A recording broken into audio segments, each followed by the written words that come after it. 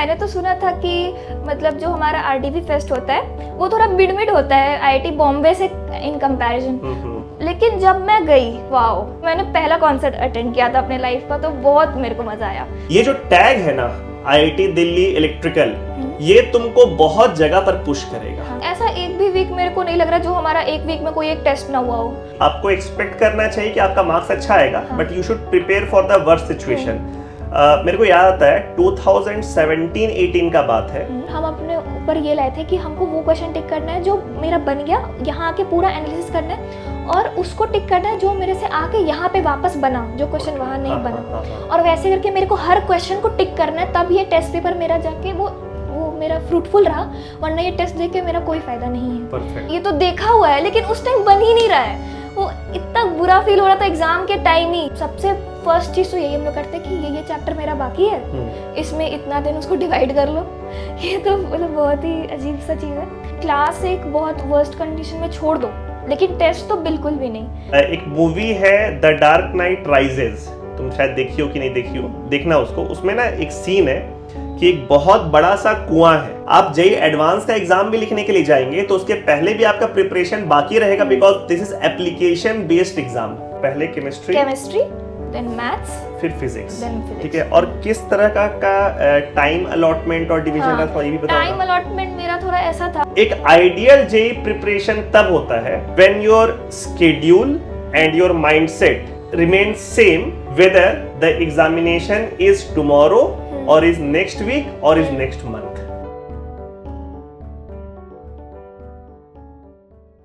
तानिया, सबसे पहले अपने बारे में कुछ बताओ। मेरा नाम तानिया चौधरी है। मेरे 10th में 97% थे, 12th में 91% थे। देन मैंने जेईई मेंस दिया, उसमें मेरे 99.729 परसेंटाइल थी और मैं उस टाइम रांची सिटी टॉपर थी।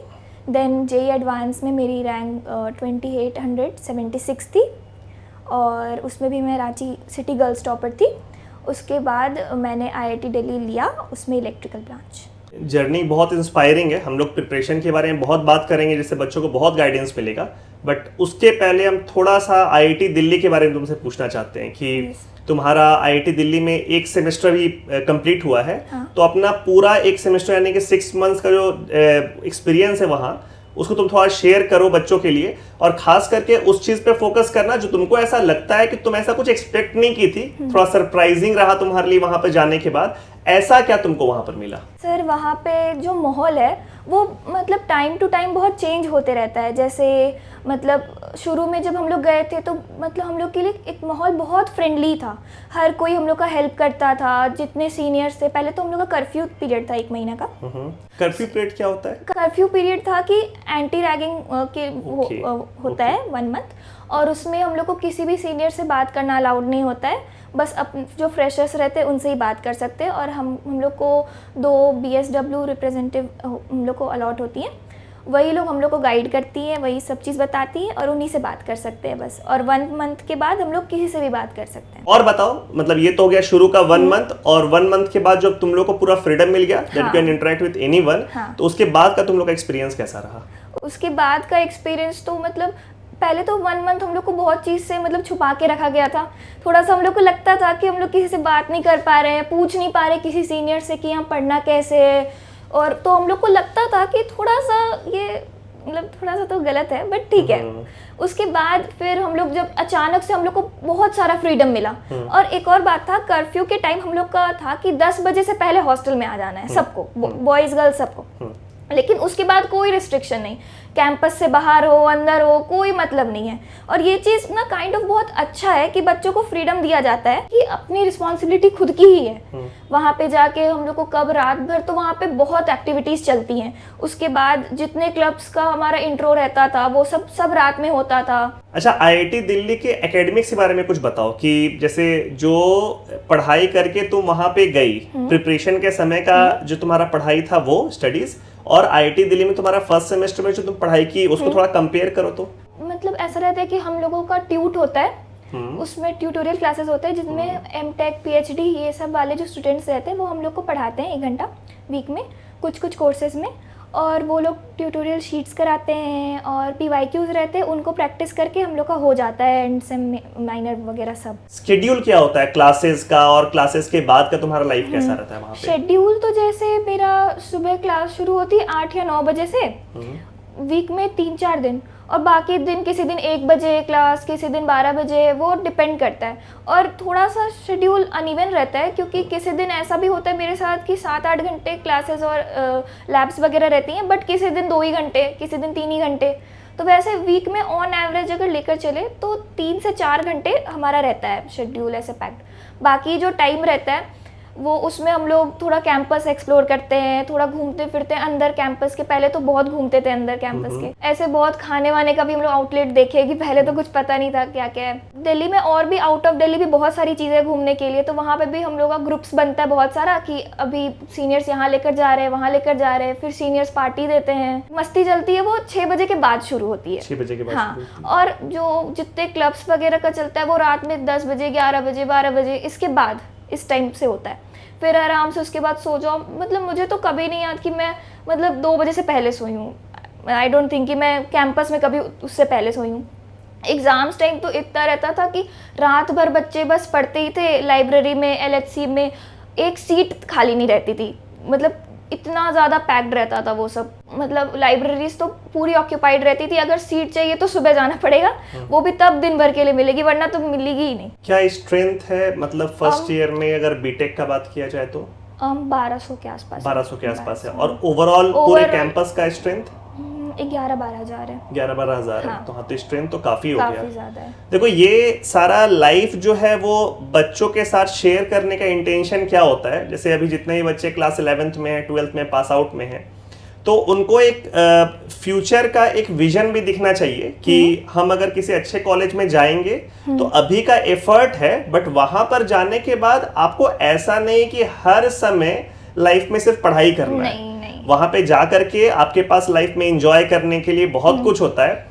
बट क्या होता है ना कि जब आप टॉप कॉलेज में जाते हैं तो वो एंजॉयमेंट के साथ साथ एक सेंस ऑफ सिक्योरिटी भी चलता है। जैसे तुम्हारे दिमाग में होगा, अगर तुम शाम में एंजॉय भी कर रही हो, फ्रेंड्स के साथ हैंग आउट भी कर रही हो, तुमको दिमाग में होगा कि नहीं, टॉप कॉलेज में आए, हम टॉप ब्रांच लेकर के आए हैं, यानी कि मेरा जो फ्यूचर है वो अच्छा होने वाला है, अपॉर्चुनिटीज मेरे पास ज्यादा होगा। तो थोड़ा सा इस चीज को कंपेयर करो कि तुम IIT दिल्ली में हो और उसके कंपैरिजन में तुम एक ना एवरेज कॉलेज में होती, काइंड ऑफ एवरेज कॉलेज तुम्हारे पर्सपेक्टिव में, और दोनों जगह लाइफ ऐसे ही होता है ना, दोनों जगह इस तरह करिकुलम होता और एंजॉयमेंट भी इस तरह का होता, बट माइंडसेट में तो डिफरेंस होता ना। अगर एक IITian है, तुम्हारी भी कोई एक फ्रेंड होगी जो किसी और कॉलेज में होगी, तो थोड़ा सा इसको एक बार कंपेयर करो बच्चों के लिए कि क्या अभी का जो एफर्ट वो लोग लगा रहे हैं वो कितना वर्थ इट है। बहुत ज़्यादा वर्थ इट है, क्योंकि होता क्या है कि जैसे मैंने बताया कि 6 बजे के बाद जब क्लास खत्म हो गई उसके बाद हम लोग फ्री हो जाते थे। उसके बाद कोई टेंशन नहीं है, हम लोग जितनी मस्ती कर रहे हैं वो नहीं रहता है। हाँ, 1 घंटा पढ़ लिया रोज़, तो अब कोई टेंशन नहीं है हम लोग को कि हमारी प्लेसमेंट कैसी होगी या इंटर्नशिप कैसी होगी, बिल्कुल कोई टेंशन नहीं है। उल्टा हम लोग अपने सीनियर्स को देखते हैं अच्छी अच्छी जॉब लेते हुए, जो हमारे मेंटर्स रहते हैं वो लोग हम लोग को इतना गाइड करते हैं, तो बहुत अच्छा लगता है कि हमारे सीनियर्स का इतना अच्छा चल रहा है सब कुछ। हमारे जो बैचमेट्स है वो अलग अलग चीज़ में जाके फोड़ रहे हैं, कोई बहुत अच्छी कोडिंग कर रहा है, कोई बहुत रोबोटिक्स में है, कोई IIT दिल्ली का बहुत फेमस एक फेस्ट है, रेंडेवो बोलते हैं शायद उसको, रॉन्डेवो। और वो फेस्ट क्या तुम लोग इस सेमेस्टर में पढ़ा था क्या? अच्छा, इस सेमेस्टर में पढ़ा था, बहुत फेमस है वो। तो उस समय कैंपस का क्या सीन रहता है, क्या सिचुएशन रहता है, उसको एक्सप्लेन करो ना। मतलब मैंने तो सुना था कि मतलब जो हमारा RDV फेस्ट होता है वो थोड़ा मिड होता है IIT बॉम्बे से इन कंपैरिजन, लेकिन जब मैं गई तो मुझे इतना मतलब अच्छा लगा। एक तो उस टाइम ना हमारी छुट्टियां पड़ी थी 10 दिन के लिए, तो मेरे पास 2 ऑप्शन थे, तो या तो मैं घर जा सकती हूँ और मेरे पास वही बस एक ऑप्शन है पूरे सेमेस्टर घर जाने का, क्योंकि बाद में छुट्टी नहीं है ऐसी। बट मैंने किस मंथ के अराउंड आया था ये वो वाला? अक्टूबर के अराउंड। तो मुझे लगा कि मैं घर जाऊँ या क्या करूँ, लेकिन मैंने सोचा कि कोई बात नहीं, फर्स्ट ईयर है, देखना चाहिए, एक्सप्लोर करना चाहिए। तो मैं उस टाइम रुकी, ऑल्दो मेरे काफ़ी बैचमेट्स गए थे अपने अपने घर। तो मतलब वहाँ पे डे 0 जिस दिन था उस दिन मतलब बहुत सारे वो आए थे इन्फ्लुएंसर्स लोग और जो भी सिंगर्स और ये सब, मतलब अलग अलग जगह पे अपने स्टॉल्स लगाए हुए थे, गाना गा रहे थे, मतलब बहुत सारी कंपनीज आई थी, वो लोग सब मतलब अपने बारे में बता रही थी, बहुत सारे छोटे छोटे स्टार्टअप्स वाले आए थे, सब बता रहे थे अपने बारे में। हम लोग जाके घूम रहे थे, पूरा कैंपस इतना सजा हुआ था कि देख के लग रहा था कि वाओ। उसके बाद डे 0 ऐसे ख़त्म हुआ। उस दिन ज़्यादा कुछ नहीं हुआ था, वो इंट्रो ही था एक तरीके से। देन डे 1, डे 2, डे 3, उसमें दिन भर तो चलता ही है बहुत सारा, मतलब थोड़ा टेक ओरिएंटेड भी, थोड़ा सा कल्चरल, बहुत सारे इवेंट्स रहते हैं। हर एक रूम में एलएचसी का कुछ ना कुछ चलते ही रहता है, जहाँ चले जाओ, मतलब जहाँ बैठ जाओ कुछ ना कुछ चल ही रहा है। वो भी बहुत अच्छा, जो फैशन शोज़ होते हैं, डांस होते हैं, सब बच्चे ही कर रहे हैं। लगता है कि ये बच्चे इतना पढ़ के आए यहाँ पर, कितना अच्छा कर रहे हैं, मतलब एकदम डांसर जैसा जो शोज़, बहुत बहुत अच्छा लगता है वो सब। और ड्रामा वगैरह बहुत अच्छा था। फिर रात में हम लोग का तीनों दिन अलग अलग सिंगर्स आए थे, डीजे नाइट हुई थी, उसमें इतना मज़ा आया था, इतने सारे बच्चे थे, मतलब बहुत अच्छा लगा था मेरे को। मैंने पहला कॉन्सर्ट अटेंड किया था अपने लाइफ का, तो बहुत मेरे को मज़ा आया। और सब बच्चे ऐसे डांस कर रहे थे, बहुत मज़ा आया था। अच्छा, अभी तुम्हारे पापा से मेरा बात हो रहा था, वो बता रहे थे कि एज सच तुम पहले कभी घर से बाहर नहीं रही हो, बट इस बार जब तुम आईआईटी दिल्ली गई तो तुम पूरे सेमेस्टर में बीच में कभी घर आई ही नहीं। तो ऐसा कुछ होम को मिस करने वाला फैक्टर नहीं आया तुम्हारे साथ? मतलब आया था, बट वहाँ बहुत अच्छा लग रहा था मेरे को। मतलब अगर मेरा बस चले तो मैं हर बच्चे को वहाँ ले जाऊँ, इतना अच्छा लगता है वहाँ पे एक बार जाने के बाद। और वहाँ पे एक सेंस ऑफ सिक्योरिटी भी रहती है कि हाँ मस्ती करो और पढ़ो अच्छे से, अपने ग्रेड्स मेंटेन करो, तो एक अच्छी मतलब नॉर्मल टाइप की प्लेसमेंट, नॉर्मल से थोड़ी अच्छी प्लेसमेंट तो लग जाएगी। अच्छा, फेस्टिवल्स में कैसा माहौल रहता है आईआईटी दिल्ली के? तुम्हारा फेस्टिवल्स, तुम डीपी, दिवाली सब तो तुम्हारा वहीं पर बीता है। हाँ, उसका थोड़ा माहौल एक्सप्लेन तो मेरे को ये था कि मैं घर नहीं जा रही, तो थोड़ा सा यहाँ पे अकेले कैसे रहूँगी। और ऊपर से मेरे सारे जो फ्रेंड थे वो सब मोस्टली दिल्ली के ही थे, तो वो लोग सब अपने अपने घर चले गए। तो मुझे लग रहा था कि मतलब मैंने कोई गलती कर दी है घर नहीं जाकर। तो फिर यहाँ पर क्या हुआ कि दिन भर तो चलता ही रहता है कुछ ना कुछ, ये सब रंगोली वगैरह सब लोग ऐसे कॉम्पिटिशन्स चलते हैं। उसके बाद रात में पता चला कि प्रोफेसर लोग जो है वो हम लोग को अपने अपने घर बुलाए, 5-5 बच्चों को, अलग अलग प्रोफेसर। और फिर वहाँ पे हम लोग का ग्रुप बन के हम लोग को ले जाया गया। इतना अच्छा था वहाँ पे, मतलब एकदम घर जैसा फील कराया गया हम लोगों को वहाँ पे। मतलब वो एक फैमिली जैसा जो फीलिंग होती है ना, वो थी वहाँ पर। उनके जो बच्चे थे, उनके बच्चों के फ्रेंड्स थे, काफ़ी लोग गैदर हुए। हम लोग वहाँ पे जाके उनके घर पे रंगोली बना रहे हैं, उनका घर डेकोरेट कर रहे हैं, वो पूरा घर हम लोग को दिखा रहे हैं और बातचीत कर रहे हैं, उनके फैमिली मेंबर्स। और दिल्ली का पॉल्यूशन के बारे में थोड़ा बात करो कि हम लोग रांची में हम लोग तो सुनते हैं कि वहाँ पे कितना टफ है रहना, लेकिन क्या आईआईटी दिल्ली में भी उसका इफेक्ट होता है? काइंड ऑफ, बट बहुत ही कम, क्योंकि आउट ऑफ आईआईटी तो बहुत ज़्यादा पोल्यूशन है, बहुत ज़्यादा है दिल्ली में। और अंदर में क्या है कि बहुत ग्रीनरी वगैरह बहुत ज़्यादा है, मतलब काफ़ी ज़्यादा है। अगर हम लोग मैं तो सेकेंडरी फ्लोर पे रहती हूँ, लेकिन मेरा हॉस्टल 7th फ्लोर का है, तो मैं ऊपर से देखती हूँ तो बस पेड़ ही दिखते हैं। ऐसा है, कोई बिल्डिंग हल्की सी दिख रही है, बाकी सिर्फ पेड़ दिखते हैं दूर दूर तक, इतना है। और एक लाइन बस कैंपस का है, उसके बाहर सिर्फ बिल्डिंग्स, वैसा है। तो हमारे में क्या है कि, और हमारे एलएचसी वगैरह सब जगह पे एयर प्यूरीफायर्स लगे ही रहते हैं, और बहुत फैसिलिटीज़ तो बहुत है ऐसी, मतलब सब कुछ अच्छा है, तो दिक्कत तो नहीं होती। मतलब कोई भी बच्चा अगर आईआईटी दिल्ली जाना चाहता है, आगे चल के उसको आईआईटी वो क्वालिफाई करता है, तो pollution should not be a factor जिसके वजह से उसको वो नहीं चूज करे।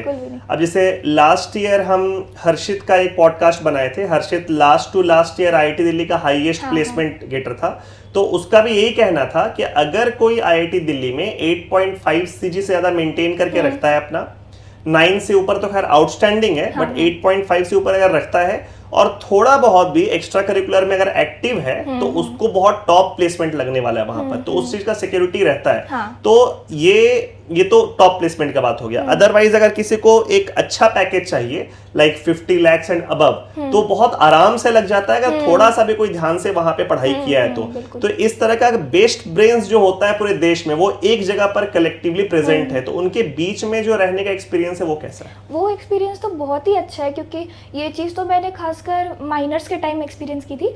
क्योंकि मतलब अगर मुझे कोई टॉपिक समझ नहीं आ रहा है, या फिर कोई कोर्स है जिसमें मुझे लग रहा है कि नहीं मेरे से नहीं हो पा रहा है, तब भी जो बच्चे रहते हैं जिसको भी आ रहा है वो सबको ऐसे पढ़ा देता है।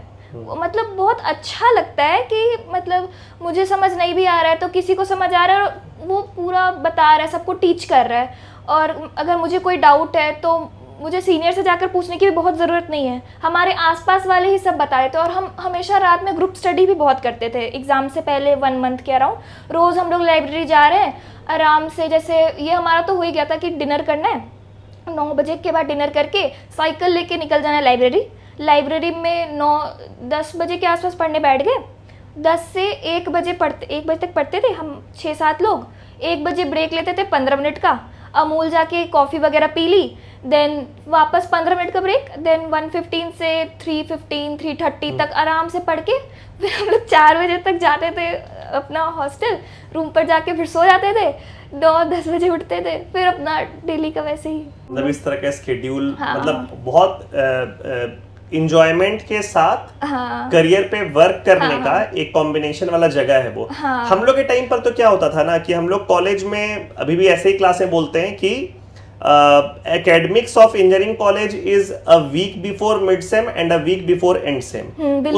उसके अलावा कुछ नहीं। तो अभी मतलब इनफैक्ट आईआईटी का क्या सिचुएशन है वो थोड़ा बताओ, और अभी क्या चल रहा है? मतलब तुम लोगों का जो पढ़ाई होता है वो जब एग्जामिनेशन का टाइम नहीं चल रहा है उस समय कैसा स्केड्यूल रहता है, और एग्जाम के टाइम पे कैसा फ्लिप हो जाता है? मतलब जब एग्ज़ाम्स नहीं होते हैं तब तो बहुत लाइट शेड्यूल की वीक, मतलब रोज़ 1 घंटा पढ़ लो वो बहुत है। मतलब वो तो कितना लोग से हम लोग आगे हो गए अगर 1 घंटा पढ़ ले रहे तो। और 1 घंटा पढ़ लो, वो भी जो चल रहा है आज पढ़ाई हुआ वो पढ़ लो। और एग्ज़ाम के पहले वो तो माहौल बहुत ही मतलब अजीब सा माहौल रहता है थोड़ा सा, कि हर जगह रात भर बच्चे ऐसे रोड पे ऐसे जहाँ पे वो रहता है ना स्ट्रीट साइड, वहाँ पे बैठ के रात में बच्चे पढ़ रहे होते हैं स्ट्रीट लाइट के नीचे। इसलिए हमारे में तो LHCs को खोल दिया जाता है कि अंदर जाके बच्चे वहाँ जाकर पढ़ ले, रोड पे पढ़ने से अच्छा। सब लोग बस एक लैपटॉप खोल के वहीं पे पढ़ते रहते हैं रात दिन वहीं पर। तो वो रहता है, मतलब ये तो एग्ज़ाम के पहले होता है। और ये चीज़ देख के ना वो खुद में भी लगता है कि हम भी पढ़ ले, और वो फिर पढ़ाई बहुत बर्डन जैसी फील नहीं होती है, वो एक चिल सा माहौल रहता है और हो जाता है बस। और एग्ज़ाम के बाद सब बच्चे घूमने चले जाते हैं ऐसे ग्रुप बना के, या कैंपस में मस्ती कर लेते हैं।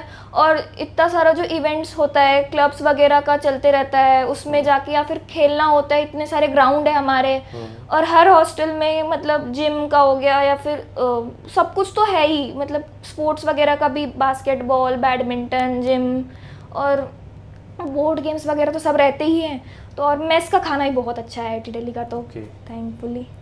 एक्चुअली है क्या ना कि हम लोग का जो किसी भी स्कॉलर का अगर बात करें तो स्टडिंग आवर्स और नॉन स्टडिंग आवर्स वो almost equally divided through out career. तो जितना हम लोग क्लास 11th में, क्लास 12th में हार्डवर्क करते हैं at initial stage of your preparation and career, वो बहुत कंपाउंड होता है। तो अभी तुम जैसे बोली ना कि वहां पे हम लोग अगर नॉन एग्जामिनेशन डेज में अगर 1 घंटा भी पढ़ ले तो बाकी लोग से बहुत आगे निकल जाएंगे। एक्चुअली जब आप हम लोग देखते हैं ना कि जीरो लेवल जो होता है कि तुम बिल्कुल ही पढ़ाई नहीं कर रही हो, तो उस जीरो लेवल पे भी एक IITian बहुत सारे बच्चों से ऑलरेडी आगे है, क्योंकि वो क्लास 11th-12th में वो अपना स्टडिंग आवर्स का इन्वेस्टमेंट पहले से किया हुआ है। तो ये बहुत लोगों को समझने का जरूरत है कि आप अपने लाइफ में बाद में जितना भी एफर्ट करेंगे उसका कंपाउंडिंग का बेनिफिट आपको नहीं मिलेगा, लेकिन जो इनिशियली जब आप एफर्ट डालते हैं 11th-12th में, उसका कंपाउंडिंग का जो रिजल्ट है ना वो बहुत ज्यादा मिलता है। अभी जैसे कि तुम कॉलेज में हो, मेरे को ऐसा लगता है कि एज एन IITian तुम जितना एफर्ट IIT में डालती होगी, एक नॉन IITian या एक एवरेज कॉलेज इंजीनियरिंग स्टूडेंट भी उतना ही एफर्ट अपने हिसाब से डालता होगा अपने कॉलेज में।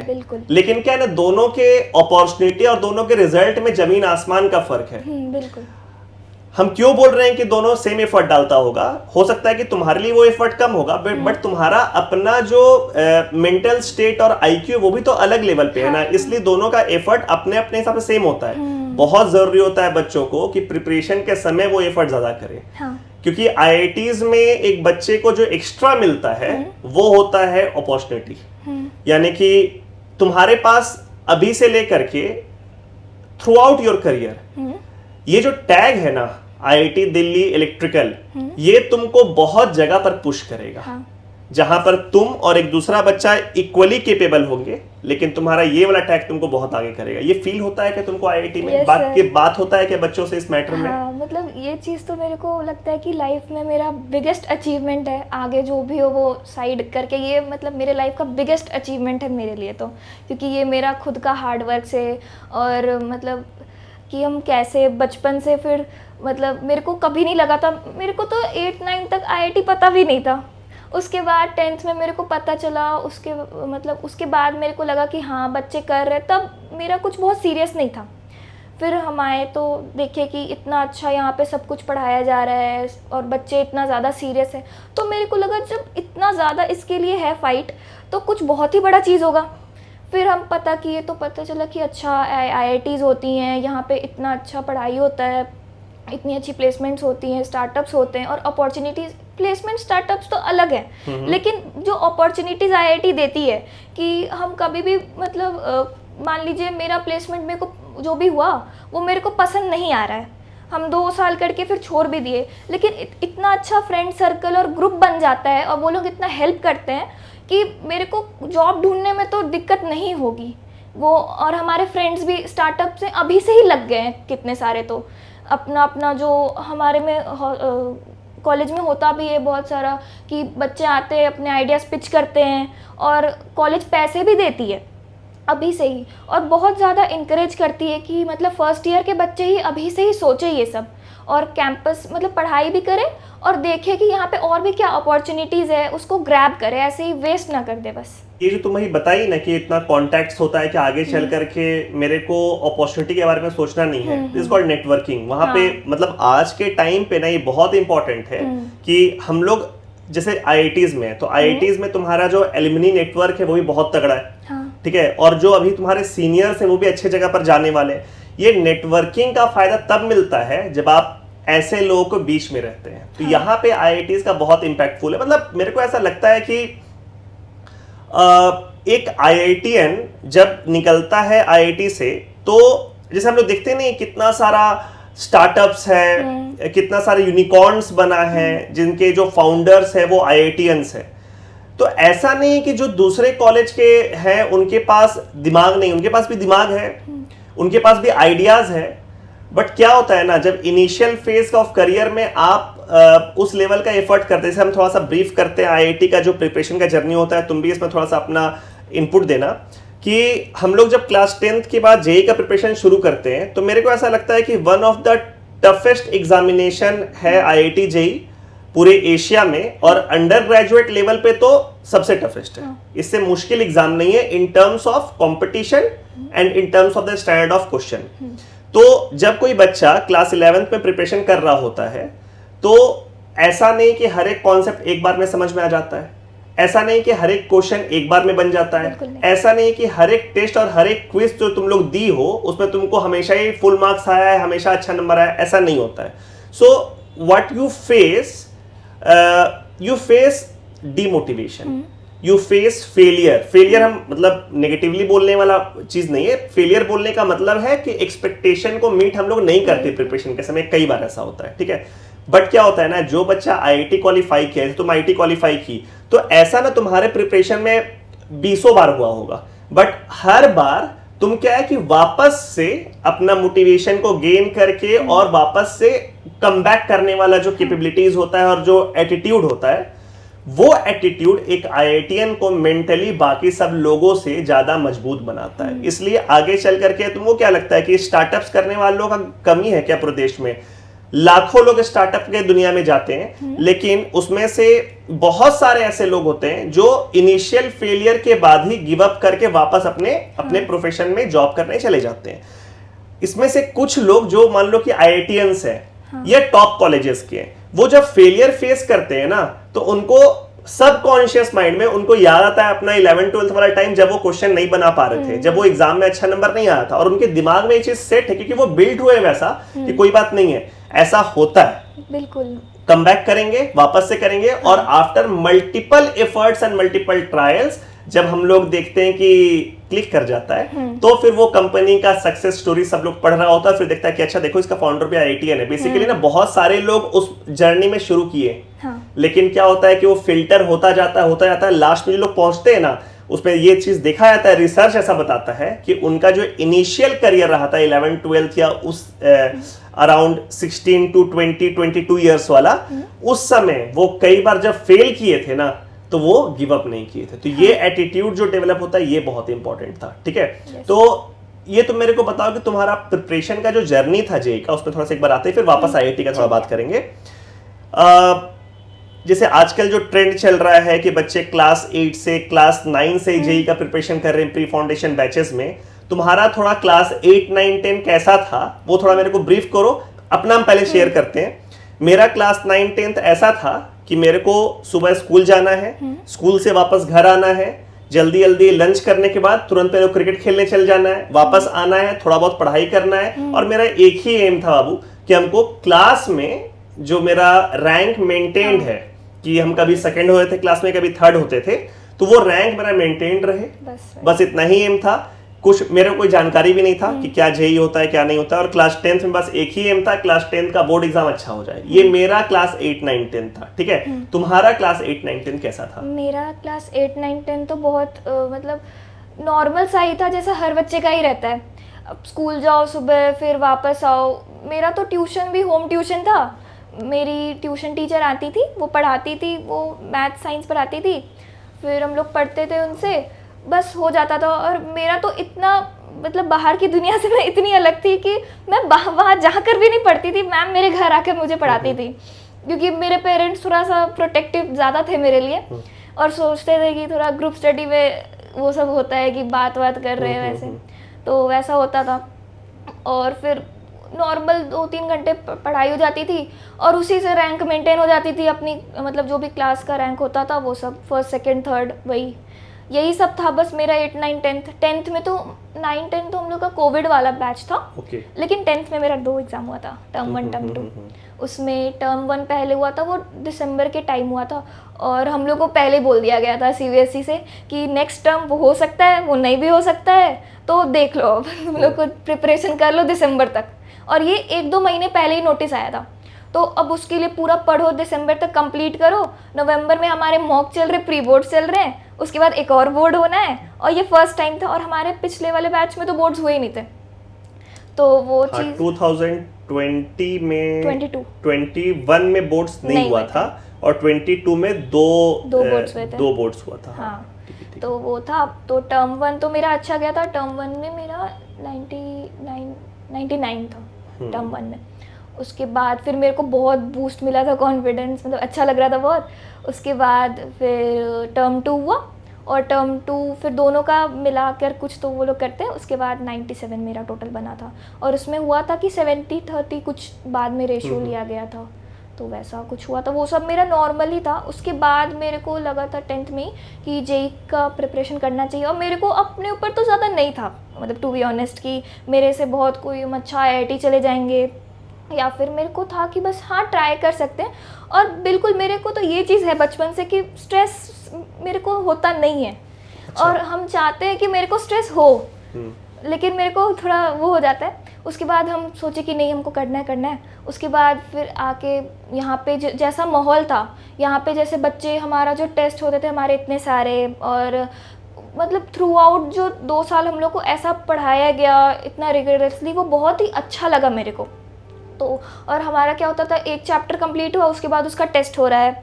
वैसे ही हमारे ऐसा एक भी वीक मेरे को नहीं लग रहा जो हमारा एक वीक में कोई एक टेस्ट ना हुआ हो। उल्टा तो मतलब लास्ट सेकेंड जो ईयर था 12th वाला, उसमें तो हमारा ये था कि एक वीक में 2 टेस्ट 3 टेस्ट, लास्ट में जाते तक रोज़ टेस्ट, रोज़ 2 टेस्ट, इस टाइप से ही हम लोग का चलता था। फिर सर हम लोग को बुला के दिन भर हम लोग टेस्ट ही देते थे, मेंस के पहले और एडवांस के पहले दिन भर तो हम लोग टेस्ट ही देते थे, वही रिवीजन था। मतलब जो बच्चे क्लास 11, 12 में भी पढ़ रहे हैं, जैसे कभी उन लोग को पता चलता है ना कि एक दिन पहले पता चला कि कल क्विज होने वाला है, या एक दिन सेम डे पता चला सुबह में कि क्विज होने वाला है, और बहुत रेयरली ही कभी ऐसा भी होता है कि सरप्राइज क्विज होने वाला है।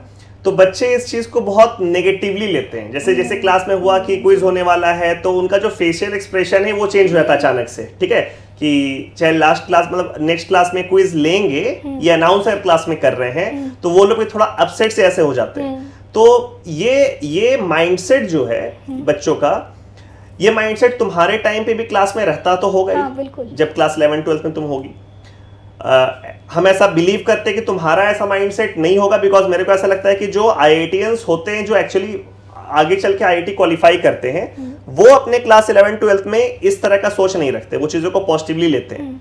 ठीक है, थोड़ा सा ये वाला माइंडसेट के बारे में बताओ ताकि कुछ गाइडेंस मिले 11th-12th के बच्चों को। कि नहीं, ये जो क्विज और टेस्ट होता है ये एक्चुअली उनके फायदे का चीज है। क्योंकि क्या होता है ना, देखो हम लोग के लिए क्लासेस ले लेना बहुत आसान होता है, क्विज करवाने के लिए पेपर को पहले प्रिपेयर करना पड़ता है, फिर उसका प्रिंट निकालना पड़ता है, फिर जब एग्जाम हो जाता है तो फिर उसको फिर इवैल्यूएशन करना होता है, उसका रिजल्ट निकालना पड़ता है। It is a tedious process, लंबा तरीका है, लेकिन हम लोग को पता है कि रिजल्ट उसी से होता है। बट ये रिजल्ट ना तभी कन्वर्ट होगा जब उस चीज को बच्चे भी उतना पॉजिटिवली लेंगे। तो थोड़ा सा वो माइंडसेट के बारे में थोड़ा सा बात करो ना। मतलब टेस्ट तो बिल्कुल ही नहीं छोड़ना चाहिए, क्लास एक बहुत वर्स्ट कंडीशन में छोड़ दो, लेकिन टेस्ट तो बिल्कुल भी नहीं। क्योंकि टेस्ट में मतलब वो घर पे कभी वो माहौल डेवलप हो ही नहीं पाएगा कि बैठ के 1 घंटे का टेस्ट है तो वैसी माहौल फिर भी अकेले बैठकर दे भी रहे हैं, लेकिन जो स्ट्रेस आता है एग्ज़ाम के टाइम की, मतलब मेरा कैसा आ रहा है, मैं बना भी रही हूँ लेकिन गलत हो जाए तो, सब नेगेटिव चले जाए तो, सिली मिस्टेक कैसे कंट्रोल करना है, और फिर मतलब जो टेस्ट में मेरी रैंक कैसे आएगी, वो सब मतलब जब टेस्ट दे रहे हैं इंस्टीट्यूट में बैठ के तभी वो ज़्यादा फ़ायदा करता है, वरना उसका मतलब एफिशिएंसी 50% से रिड्यूस हो जाती है कम से कम भी तो। और इसलिए मैं कहना चाहूँगी कि टेस्ट तो वहीं दो और बिल्कुल ही एब्सेंट मत करो। और टेस्ट तो मतलब बहुत अच्छी चीज़ है, मतलब काफ़ी इंस्टीट्यूट में तो टेस्ट बहुत कम होते हैं, ये तो मैंने देखा है, वहाँ भी जाके मैंने सुना बहुत कुछ। तो मुझे ये चीज़ तो पता चली कि मतलब ब्रदर्स एकेडमी में तो काफ़ी टेस्ट होते हैं, काफ़ी क्विजेस दिन भर चलते रहते हैं। शुरू में तो मुझे लगता था कितने क्विज है यार, रोज़ तो क्विज ही क्विज हो रहे हैं, सिर्फ जल्दी आओ 1 घंटे का ये क्विज बस यही चलते रहता था। और तो हमारे ऑर्गेनिक के क्विज भी रहते थे, वो तो हर दिन रहते थे 1-2 महीने तक, हर दिन रोज़, मतलब 45 मिनट्स का क्विज रहता था ऑर्गेनिक का। उससे तो मेरी ऑर्गेनिक इतनी स्ट्रांग हो गई थी कि मुझे मतलब काफ़ी ज़्यादा कॉन्फिडेंस आ गया था ऑर्गेनिक में। और उसी के बाद फिर वो NSCC का एग्ज़ाम था, तो मतलब काइंड ऑफ ऑर्गेनिक मेरी स्ट्रांग थी, तो उसी वजह से मेरा वो अच्छा गया था, तो उसमें मेरा हुआ था सिलेक्शन स्टेट में। अच्छा, जैसे मान लो कि कुछ तुम्हारा टॉपिक्स चल रहा है, तो मेरे को ऐसा लगता है कि हर एक बच्चे का भी विदाउट एनी एक्सेप्शन बैकलॉग तो होता है। हाँ। ठीक है, कि आगे का टॉपिक चल रहा है बट पीछे का ना पूरा कंप्लीट नहीं हुआ है। हाँ।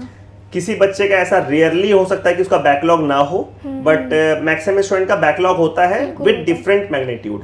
तुम्हारा भी कुछ ना कुछ बैकलॉग रहा ही होगा। तो मान लो कि क्लास 11th में जो अभी बच्चा है, दिसंबर चल रहा है, और केमिस्ट्री का हम अगर बात करें तो उन लोग का GOC भी चल रहा है। ठीक है, तो पीछे का जो भी उसका बैकलॉग रहा हुआ है, उस बैकलॉग को वो कैसे कवर करे? बैकलॉग तो 2 तरीके के होते हैं, ये तो मुझे पता चला। एक तो जो प्रॉपर बैकलॉग है, जो कभी पढ़ा नहीं। दूसरे टाइप के बैकलॉग ऐसे होते हैं जो पढ़ा है, अच्छे से पढ़ा है, लेकिन 3-4 महीने छोड़ दिया, वो वापस तो मतलब 10% पे वो चला जाता है, उसको वापस करना पड़ता है। और वो मतलब वो सबसे बेकार चीज़ मुझे लगी कि पढ़ी हुई चीज़ भी वापस बैकलॉग बन जाती है, जबकि वो बैकलॉग थी नहीं किसी टाइम पे। कभी उसके जो क्विज़ थे उसमें मेरे अच्छे नंबर आए थे, लेकिन अब उसके क्वेश्चन नहीं बन रहे। तो उसके लिए तो सबसे बेस्ट यही है कि जो मतलब टेस्ट होते हैं, फेस टेस्ट होते हैं और ये सब होता है, उसमें तो पढ़ के जाओ अच्छे से, वो सबसे बेस्ट चीज़ है रिविज़न का। क्योंकि उसमें एक थोड़ा सेंस ऑफ वो भी रहता है कि अच्छा वो करना है, अच्छे मार्क्स लाने हैं, तो इस वजह से रिवीजन बेटर होती है मतलब इन कंपैरिजन टू खुद से करने वाला। और यही बस जो, और PYQ से रिवीजन काफ़ी अच्छी होती है, PYQ से। और मैं तो ये भी कहना चाहती हूँ कि एग्ज़ाम से एटलीस्ट 3-4 महीने पहले से, अगर नहीं भी मतलब मेन से 3-4 महीने पहले से अगर नहीं भी हुआ पूरा सिलेबस कंप्लीट, तब भी मेंस का 1-2 मॉक दो, ताकि पता चले कि कहाँ पे स्टैंड करते हैं। और ये तो चीज़ मतलब मेरे को नहीं पसंद कि सिलेबस नहीं कंप्लीट हुआ है तो मॉक टेस्ट नहीं दे रहे हैं, क्योंकि वो एक बार सिलेबस कंप्लीट भी हो जाए ना, तो भी बहुत सारा पार्ट ऐसा रहता है जो नहीं आता, और कितना भी रिवीजन कर लो कुछ ना कुछ छूटता ही है, वो एकदम ही नॉर्मल है। तो वो कैसे मैनेज करना है, कौन सा चैप्टर मेरा अभी वीक है उसको कैसे देखते के साथ छोड़ना है, कौन से क्वेश्चन को छोड़ना है, तो वो बहुत वो मतलब आता है कि एडवांस के दिन मेरे को कौन से क्वेश्चन में टाइम देना है, किस में नहीं देना है, सब क्वेश्चन आता है, ऐसा तो कभी नहीं होगा। और वो अगर आ रहा है आपको कोई टेस्ट में कि सब क्वेश्चन आ रहा है, तो वो टेस्ट ही आप बंद कर दो, वो बेटर है। जो नहीं आ रहा है उस पर ज़्यादा टाइम दो। और ये भी मैंने देखा कि मतलब मैं भी ऐसा करती थी कि जो चैप्टर मुझे आता है मैं उसी के क्वेश्चंस और बना रही हूँ, कि मुझे अच्छा लग रहा है, मतलब क्वेश्चंस टिक टिक टिक टिक कर रहे हैं तो मैं बना ही रही हूँ उसी को। लेकिन ये चीज़ तो बहुत ही गलत है, उल्टा जो नहीं आता है उसको ही स्टार्ट करो, धीरे धीरे करते करते रोज करो तो हो जाता है वो भी। हाँ, मतलब यहाँ पे एक चीज़ को हम मेंशन करना चाहेंगे तुम्हारे बात से ही, कि किसी भी टॉपिक या किसी सब्जेक्ट के साथ अटैचमेंट होना प्रिपरेशन के लिए बहुत बैकफायर करने वाला बात है। बहुत ज्यादा। क्योंकि क्या होता था ना, जब हम क्लास 11th में थे और फिजिक्स में शुरुआत में काइनेमेटिक्स और न्यूटन्स लॉज पढ़े थे, तो वो क्वेश्चन उसका बनाने में मजा आया था मेरे को, ठीक है। तो जब भी हम काइंड ऑफ रिवीजन फेज का शुरू करते थे ना, तो हमेशा मन में आया था कि चलो काइनेमेटिक्स से शुरू करते हैं। काइनेमेटिक्स लॉज ऑफ मोशन किए, फिर रिवीजन छूट गया। फिर दोबारा जब करने का मन हुआ 2 महीने के बाद, तो फिर से हम वही काइनेमेटिक्स ही बना रहे हैं। तो हम ना, मेरे को लगता है कि 4-5 बुक से काइनेमेटिक्स, लॉज ऑफ मोशन और वर्क पावर बना लिए थे, लेकिन उसके बाद का जो पोर्शन था मेरा, वो मेरा वीक रह गया था, ठीक है। बट अल्टीमेटली एग्जाम में सवाल तो सबसे पूछा जाएगा, तो अटैचमेंट किसी भी टॉपिक से होना ये एकदम अच्छा बात नहीं किसी अचीवर के लिए। पहला पॉइंट तो ये हुआ। दूसरा, एक बहुत अच्छा बात तुम यहाँ पर मेंशन की कि अगर प्रिपरेशन आपका बहुत अच्छा नहीं भी है, उसके बावजूद भी आप मॉक टेस्ट और जो क्विजेज होता है और जो बैट्स होता है, टेस्ट सीरीज होता है, उसको कभी नहीं मिस करना चाहिए। इसके पीछे 2 रीजन है। पहला ये, जेई एक ऐसा एग्जाम है ना जो कि आपका कभी प्रिपरेशन कंप्लीट नहीं होगा उसका। आप जेई एडवांस का एग्जाम भी लिखने के लिए जाएंगे तो उसके पहले भी आपका प्रिपरेशन बाकी रहेगा, because this is application based exam, this is not theoretical based exam. Board exam is a theoretical based exam. तो वो तुम बोल सकती हो कि सर हम पूरा एनसीईआरटी कंप्लीट कर लिए, अब मेरे को एग्जाम में मार्क्स आ जाएगा, बट ये तो एप्लीकेशन बेस्ड एग्जामिनेशन है, ये तो प्रैक्टिस वाला चीज है, तो ये कभी कंप्लीट होता नहीं है। पहला पॉइंट तो ये। दूसरा, हम हमेशा क्लास में बोलते हैं बच्चों को कि जो भी आप टेस्ट लिखते हैं उसको सिर्फ अपने प्रिपरेशन के इवैल्यूएशन के लिए मत लिखो, उसको इसलिए भी लिखो क्योंकि उसमें जो क्वेश्चंस आने वाला है ना, वो आपका प्रैक्टिस भी तो करा रहा है इन दैट लिमिटेड टाइम। मेरे साथ तो कितना बार ऐसा हुआ था कि जितना जो भी हम टेस्ट सीरीज लिखे थे अपने प्रिपरेशन में, उसका कुछ questions, kind of type of question वैसे ही मेरे जेई में आ गया था। आता है, ये बिल्कुल आता है। मेरे को तो फर्स्ट टाइम जब मेरा 24 का था एडवांस का दिन, उस दिन तो मेरे को पेपर में लग रहा था कि ये क्वेश्चन भी था मेरा मॉड्यूल में, ये भी था, ये तो देखा हुआ है, लेकिन उस टाइम बन ही नहीं रहा है। वो इतना बुरा फील हो रहा था एग्जाम के टाइम ही। मुझे लग रहा था कि अगर मैंने बना लिए होते, सर लोगों से डाउट पूछ लिया होता, तो आज अभी पेपर में ये क्वेश्चन मेरे से बन जाता। सेम वही क्वेश्चंस रहते थे। अच्छा, एक चीज बताओ, तुम्हारा जो करेंट ईयर हुआ था उसमें तुम्हारा जेई मेन का परसेंटाइल और जेई एडवांस का रैंक क्या था? जेई मेंस का परसेंटाइल मेरी 99.49 थी, ठीक है, और जेई एडवांस की रैंक थी मेरी 7513। तो 99.5 परसेंटाइल तुम्हारा जेई मेन में था, ठीक है। और एडवांस में जो तुम्हारा रैंक था उसके अकॉर्डिंग तुमको किसी आईआईटीज में, मेरे को नहीं लगता है कि टॉप आईआईटी, बट थोड़ा सेकेंड टियर आईआईटीज में, टियर 2 टियर 3 आईआईटीज में तुमको डिसेंट ब्रांच मिल जाता। और जेई मेन के थ्रू अगर बात करें तब तो तुमको टॉप कॉलेज मिल जाता, एक अच्छा कॉलेज मिल जाता, ठीक है। तो इतना अच्छा अपॉर्चुनिटीज मिलने के बाद 1 साल ड्रॉप करने का जो तुम्हारा डिसीजन था, उसके पीछे का माइंडसेट थोड़ा शेयर करो। सर, मेरे को तो पहले से ही मेरा फिक्स था कि मेरे को आईआईटी ही जाना है, चाहे वो मतलब थोड़ा नीचे का मिल जाए, बट आईआईटी ही जाना है। तो मेंस तो मेरे में था ही नहीं कि मेंस से कॉलेज लेना। उसके बाद फिर मेरा, एक तो मैंने जो बताया कि जी एडवांस के दिन मुझे ऐसा हिट हुआ था कि ये सारे क्वेश्चंस मेरे देखे हुए हैं बहुत सारे, बट मेरे से अभी नहीं बन रहे। वो लगा कि अगर मैंने प्रैक्टिस कर ली होती, सर लोगों का सुन लिया होता, जाके डाउट पूछ लिया होता। कितने सारे तो क्वेश्चंस मेरे डाउट में सर्कल थे और वही क्वेश्चंस आए थे। ये तो मतलब बहुत ही अजीब बात मुझे लगी। मैं सोची थी पता नहीं क्या क्वेश्चंस आते होंगे, बट क्वेश्चंस वही आते हैं जो तुम्हारा डाउट होता है, और वो डाउट को बस एक बार पूछ लो जाके सर से, तो अच्छा हो जाता है सब कुछ। वही फिर मुझे लगा कि एग्ज़ाम रिजल्ट का तो वेट नहीं था, एग्ज़ाम के बाद ही मतलब मुझे अच्छी फीलिंग नहीं आ रही थी, तो मैंने ये मन बना लिया था कि ठीक है कर लेंगे, 1 साल ड्रॉप कर लेते हैं मतलब।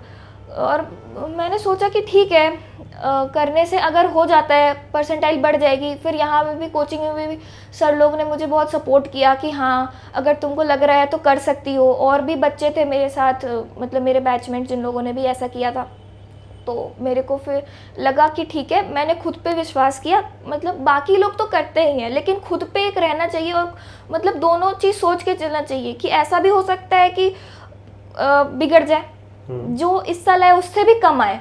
उसके लिए भी एकदम माइंड सेट कर लेना होता है कि टफ हो जाना पड़ता है कि अगर हो गया तो हो गया, नेक्स्ट ईयर अब कुछ भी हो सकता है और हमको अपना बेस्ट करना है। यहाँ पे तो सर लोग हम लोग को बोले थे कि रैंक को सुधारना है, वो चीज़ भूल जाओ, तुमको बस ये करना है कि तुम अपने आप को कितना सुधार सकती हो, जो तुम्हारा मिस्टेक्स था उसको ठीक करो बस। रैंक तो बाद में सेकेंडरी चीज़ है, वो आ जाएगी, वो ठीक है, लेकिन जो तुम्हारा गलती था, जो तुमको जितना प्रैक्टिस करना था, जितना टॉपिक्स पढ़ना था, वो सब करो बस। टेस्ट दो, बस वही सब मैंने सोचा। और मैंने यही सोचा कि मैं चाहती हूँ वापस एक बार खुद को चांस देना और पढ़ना वापस से, वो सब कुछ मेरे में ये था। तो फिर मैंने सोचा ठीक है, और बस ले लिया 1 साल ड्रॉप। देखो यहाँ पे जो तुम बात बोली ना, ये ऑलमोस्ट वही बात है जो हम लोग क्लास में बच्चों को बोलते हैं। हाँ। बस क्या है कि तुम उस बात को फॉलो की। हाँ। बहुत सारे बच्चे उस बात को फॉलो नहीं करते। जैसे पहला इंपॉर्टेंट चीज है, जब भी कोई बच्चा ड्रॉप करे, हाँ। तो ड्रॉप करना है कि नहीं करना है, इसके पीछे का जो डिसीजन होता है वो किस चीज पर बेस्ड होना चाहिए, पहला पॉइंट। हाँ। तो बहुत सारा बच्चा ये सोचता है ना कि मेरा उतना अच्छा रैंक नहीं आया, मेरे को कुछ ढंग का मिल नहीं रहा है, तो चलो ड्रॉप कर लेते हैं। नहीं, ये नहीं करना। हाँ, ये तो गलत हो गया है ना। वहां पे उसको ये डिसाइड करना है कि क्या हम इससे बेहतर कर सकते हैं। क्या मेरा कैपेबिलिटी इससे बेहतर है, क्या मेरे में कुछ कमी रह गया था वो 2 साल जिसको इस साल हम कंप्लीट कर सकते हैं। अपना जो कमी रह गया था, अपना जो लिमिटेशंस था, वो अगर आपको पता है और आपको इतना कॉन्फिडेंस है कि इस साल हम उसको रिपीट नहीं करेंगे, तो ही आपको ड्रॉप करना चाहिए। अगर कोई बच्चा ऐसा सोचता है ना कि भाई अपना हम पूरा एफर्ट डाल दिए, उसके बाद मेरे को इतना ही आया, तो मेरा इतना ही औकात है, तो फिर उसको ड्रॉप नहीं करना चाहिए। और वो मतलब अगर मेरे को लग रहा है कि हम इतना ही कर सकते हैं, तो वो मेरे लिए एक अचीवमेंट है कि हम अपना 100% दे पाए। तो वही बहुत बड़ा बात है, चाहे रिजल्ट कुछ भी आए, लेकिन 100% देना ही बहुत बड़ी बात है खुद में। बस वही देखना है कि अगर मेरा और कुछ हम लोग दे सकते हैं एग्ज़ाम के प्रति, तो बस वही देना है। और कॉलेज रैंक ये सब सोच के तो बिल्कुल ड्रॉप नहीं लिया जाता, और ये भी सोच के नहीं लिया जाता कि उसने कर लिया तो फिर मैं भी कर सकती हूँ, लेकिन नहीं, अपना अपना देख के कि मेरा 100% क्या है, हम दिन भर कितना पढ़ सकते हैं, और मेरे को क्या पसंद है, मेरा इंटरेस्ट क्या है, मेरे को पढ़ने में मन लगता है, मैं बैठकर विदाउट ब्रेक्स पढ़ रही हूँ, उसमें मज़ा भी आ रहा है। ऐसा नहीं कि स्ट्रेसफुल होके पढ़ रही हूँ, वो नहीं, मज़ा भी आ रहा है पढ़ने में, क्वेश्चन बनाने में मज़ा आ रहा है, जाके जो क्लास में लेक्चर्स होते थे वो देखने में, मतलब सर लोग से बात करने में अच्छा लग रहा है, डाउट पूछने में अच्छा लग रहा है, टेस्ट देने में अच्छा लग रहा है, तो फिर करना है। क्योंकि ड्रॉप ईयर में ये तो बहुत मतलब होता है कि शुरू में बहुत लगता है, एम्बिशियस होते हैं हम लोग कि हाँ करना है शुरू के, और शुरू में जो चैप्टर्स भी आते हैं वो भी सब किया हुआ रहता है अच्छे से, तो लगता है हाँ अच्छा हो रहा है। लेकिन जब 11th कंप्लीट 12th शुरू हो रहा है ड्रॉप ईयर में, अभी कुछ टाइम बाद वापस मेंस आ रहा है, और ड्रॉप ईयर तो मेरा लग रहा था कि इतना फास्ट बीता, वो तो मेरे को समझ ही नहीं आया कैसे बीत गया, कि ड्रॉप लिया हुआ है 6 महीना बाद वापस मेंस, वैसा था। तो उस 6 महीना में पूरा 11th-12th को कंप्लीट करना है, और बस वैसे ही। और 12th का पोर्शन में ये रहता है कि हम लोग थोड़ा कम एम्बिशियस हो जाते हैं, तो लेकिन उसको लाना है वापस सोचना है कि हम क्यों ड्रॉप लिए हैं, मेरा क्या, हमको क्या मतलब कैसे करना है, हम क्या सोच के ड्रॉप लिए थे। अगर लग रहा है कि डिमोटिवेटेड है, मार्क्स नहीं अच्छे आ रहे हैं, तो पेरेंट्स से और सर लोग से जाके बात करना है कि मेरे को ऐसा लग रहा है, और टेस्ट नहीं छोड़ने, क्योंकि टेस्ट ही एक रियलिटी दिखाते हैं। मतलब टेस्ट में जो मार्क्स आ रहे हैं वो सब तो ठीक है, लेकिन टेस्ट देना होता है इसलिए ताकि मेरे को पता चले कि मेरा ये वीक है, और उस पर हमको एक बार थोड़ा सा बुरा लगे कि हाँ, क्योंकि बुरा लगना चाहिए, थोड़ा सा वो होना चाहिए, डिमोटिवेशन आना ही चाहिए। हर टाइम मोटिवेटेड रहेंगे कि, और मोटिवेशन रहना चाहिए, बट ऐसा नहीं रहना चाहिए कि हाँ हम तो सबसे ही अच्छे हैं, कि मेरा तो इतना अच्छा आ रहा है, तो वो फिर पढ़ने का मन नहीं करता है। तो बस वही कि थोड़ा सा अपने आप को वो देना चाहिए कि हाँ मेरे को ये नहीं आता है, थोड़ा सा अपने आप को डांटना चाहिए, थोड़ा सा सर लोग से जाके डांट खा लेना चाहिए कि मेरा ये नहीं आ रहा है, ये ऐसे हो रहा है। और पेरेंट्स से तो बिल्कुल नहीं छुपाना चाहिए, जो रैंक जो मार्क्स आते हैं वो हमेशा जाके एक बार पेरेंट्स को दिखा लो, ताकि खुद में एक बार लगे और नेक्स्ट बार के लिए खुद ही से पढ़ने का मन करेगा उसके लिए। नहीं, बहुत थिन लाइन होता है कॉन्फिडेंस और ओवर कॉन्फिडेंस के बीच में, कि आप मोटिवेटेड हैं कि हम कर सकते हैं, इज वेरी गुड, बट आपको ऐसा फील हो जाए कि मेरे से बेहतर और कोई नहीं कर सकता, because this is a relative examination. तो क्या है कि आप अच्छा कर रहे हैं, लेकिन बाकी लोग अगर आपसे और अच्छा कर रहा है, तो फिर आपका रैंक पीछे हो जाएगा। रिलेटिव एग्जामिनेशन, तो आपको कॉन्फिडेंस अपने साथ रखना है, बहुत इंपॉर्टेंट चीज है ये, कि हमको तो करना ही है अच्छा, but you should be ready for failure pass out batch में। बिल्कुल, पास आउट में तो बिल्कुल, मतलब पास आउट में ऐसा मान सकते हैं कि ऐसा भी हो सकता है कि हम अपना 100% दे रहे हैं, लेकिन फिर भी उस दिन की वजह से मेरा वो दिन अच्छा नहीं गया या कुछ भी, खासकर ये मेंस में तो बहुत होता है, मेंस में थोड़ा लक बेस्ड होता है ये तो हो सकता है कि मेरा अच्छा नहीं है, तो इसके लिए प्रिपेयर रहना है कि हाँ ठीक है, नहीं आए तो कोई बात नहीं, हमको अपना 100% देना था, हम दे दिए, सीख गए कि मेहनत कैसे करना होता है, तो और आगे भी हम मेहनत कर लेंगे, इस मतलब ये वाला फेज को याद करके कि इस टाइम हम अपना बेस्ट दिए थे और आगे भी हमको अपना बेस्ट देना है बस। जैसे जेईई मेन में ये वाला बात बहुत इंपॉर्टेंट है कि लक का एक रोल इसलिए होता है बिकॉज जिस स्लॉट में तुम्हारा एग्जाम पड़ा है ना, हाँ, तुम्हारा परसेंटाइल उसी स्लॉट के अकॉर्डिंग होगा। हाँ, तो मान लो उस स्लॉट में जो बच्चे एग्जाम दे रहे हैं, हाँ, if they are very well prepared, मतलब काफी जो बेस्ट प्रिपरेशन के साथ आए हैं वो बैठ गए आपको एग्जाम देने, तो आपका अच्छा तैयारी के बावजूद भी तुम्हारा परसेंटाइल कॉम्प्रोमाइज हो सकता हाँ, है। बिल्कुल। लेकिन अगर उस स्लॉट में जो बच्चे आए हैं हाँ, वो उतने प्रिपेयर्ड नहीं है, हाँ, जो लो प्रिपरेशन वाला कैटेगरी उसके बच्चे हैं, हाँ, तो उस केस में क्या होता है कि एग्जाम उतना अच्छा नहीं गया फिर भी हाई परसेंटाइल हो अच्छा जाता है। है। तो क्या होता है, कई बार ऐसे क्लास में बात करते हैं तो हम बच्चों से पूछते हैं कि इज इट फेयर और अनफेयर, तो बच्चे बोलते हैं ऑब्वियसली इज अनफेयर, तो फेयर नहीं है। तो हमारे लाइफ में तो आगे चल करके मैक्सिमम सिचुएशंस तो अनफेयर ही होने वाला है ना। जैसे एक बात तो सोचो, तुम मान लो प्लेसमेंट के लिए गई, जब प्लेसमेंट में कोई एक टॉप का कंपनी आया हुआ है, तो उसमें क्या होता है ना कि इंटरव्यूज के टाइम पे देयर विल बी लाइक वो जो पैनल आया हुआ कंपनी के साइड से, तो उसमें 2-2 लोगों का ग्रुप बन जाता है जो पैरेलली इंटरव्यूज चल रहा होता है 4-5 रूम्स में, बिकॉज बहुत लोगों का इंटरव्यू लेना होता है उनको। तो ऐसा हो सकता है कि तुम्हारा जिस रूम में सीक्वेंस में तुम्हारा क्यू में नंबर आया, वो तुम्हारे इंटरव्यूअर का जो मूड है वो उतना अच्छा नहीं है, ये एक पॉइंट हो सकता है, इज प्योरली लक बेस्ड। दूसरा हो सकता है ऐसा कि तुमसे वो सवाल पूछा जाए जो तुमको नहीं आता है और तुम्हारा स्ट्रॉन्ग पॉइंट है उससे क्वेश्चन नहीं पूछा जाए, या कुछ भी ऐसा तुम्हारा आंसर हो सकता है कि उनको पसंद नहीं आए, जबकि कोई दूसरे पैनल के पास तुम गई होती तो वही आंसर से वो बहुत इंप्रेस हो जाते। तो लाइफ में तो आगे चल करके ऐसा सैकड़ों सिचुएशन आएगा जहां पे लक वाला फैक्टर होगा। तो it's not unfair, basically this is a kind of rehearsal कि आगे करियर को लेकर के, तो कुछ भी फेयर अनफेयर जैसा नहीं होता है। तुम्हारे टाइम पे भी जैसे जब जेईई मेन का एग्जाम लिख रही हो, तो ये वाला चीज दिमाग में चल रहा था क्या कि इस स्लॉट में कैसा एग्जाम होगा, उसके अकॉर्डिंग क्या परसेंटाइल आएगा, ऐसा कुछ भी थॉट चलता है क्या? मतलब शुरू में तो नहीं सोचना चाहिए, थोड़ा तो आता है क्योंकि हम लोग भी बच्चा लोग ही होते हैं, फर्स्ट ही टाइम हम लोग के साथ भी लाइफ में ये सब हो रहा होता है, लेकिन मतलब थोड़ा गाइडेंस लेना होता है सर लोग से और देखना होता है कि नहीं ये सब नहीं सोचना है, अपना रिवीजन पे ध्यान दो और इतने सारे मॉक दे दो अलग अलग टाइप के कि कुछ भी आए और अपने हिसाब से वो हो जाए कि हाँ हम उसके हिसाब से शिफ्ट हो जाए। कि ऐसा होता है कि पीसीएम में किसी टाइम कुछ हार्ड हो जाता है, किसी टाइम कुछ हार्ड हो जाता है, और पहले जैसे मान लीजिए कि शुरू के कुछ चल रहे हैं उसमें कुछ हार्ड है, बाद में कुछ हार्ड है, वैसे करके। तो ये बिल्कुल भी सोच के नहीं जाना है कि मैथ्स तो टफ ही आती है, ऐसा नहीं होता है, कभी फिजिक्स टफ आ जाती है। और केमिस्ट्री मेंस में तो मतलब मॉडरेट लेवल पे ही चलता है या इजी, अभी तो थोड़ा इजी ही हो गया था बीच में। और कभी कभी ये होता था कि थोड़ा लेंदी भी हो जाता था कि इजी भी है फिर भी थोड़ा लेंदी है, जैसे केमिस्ट्री को कभी कभी थोड़ा लेंदी कर दिया जाता था, खासकर जो फिजिकल के क्वेश्चंस रहते थे उसमें थोड़ा ज़्यादा न्यूमेरिकल्स डाल दिया और उस टाइप से, तो उसके लिए थोड़ा वो हो जाना है कि हो सकता है ऐसा। और मैथ्स तो काइंड ऑफ लेंदी रहती ही है, तो मेरा तो ऐसा सीक्वेंस रहता था कि पहले मैं केमिस्ट्री करती थी, उसके बाद मैथ्स, देन फिजिक्स, इस टाइप से मेरा रहता था।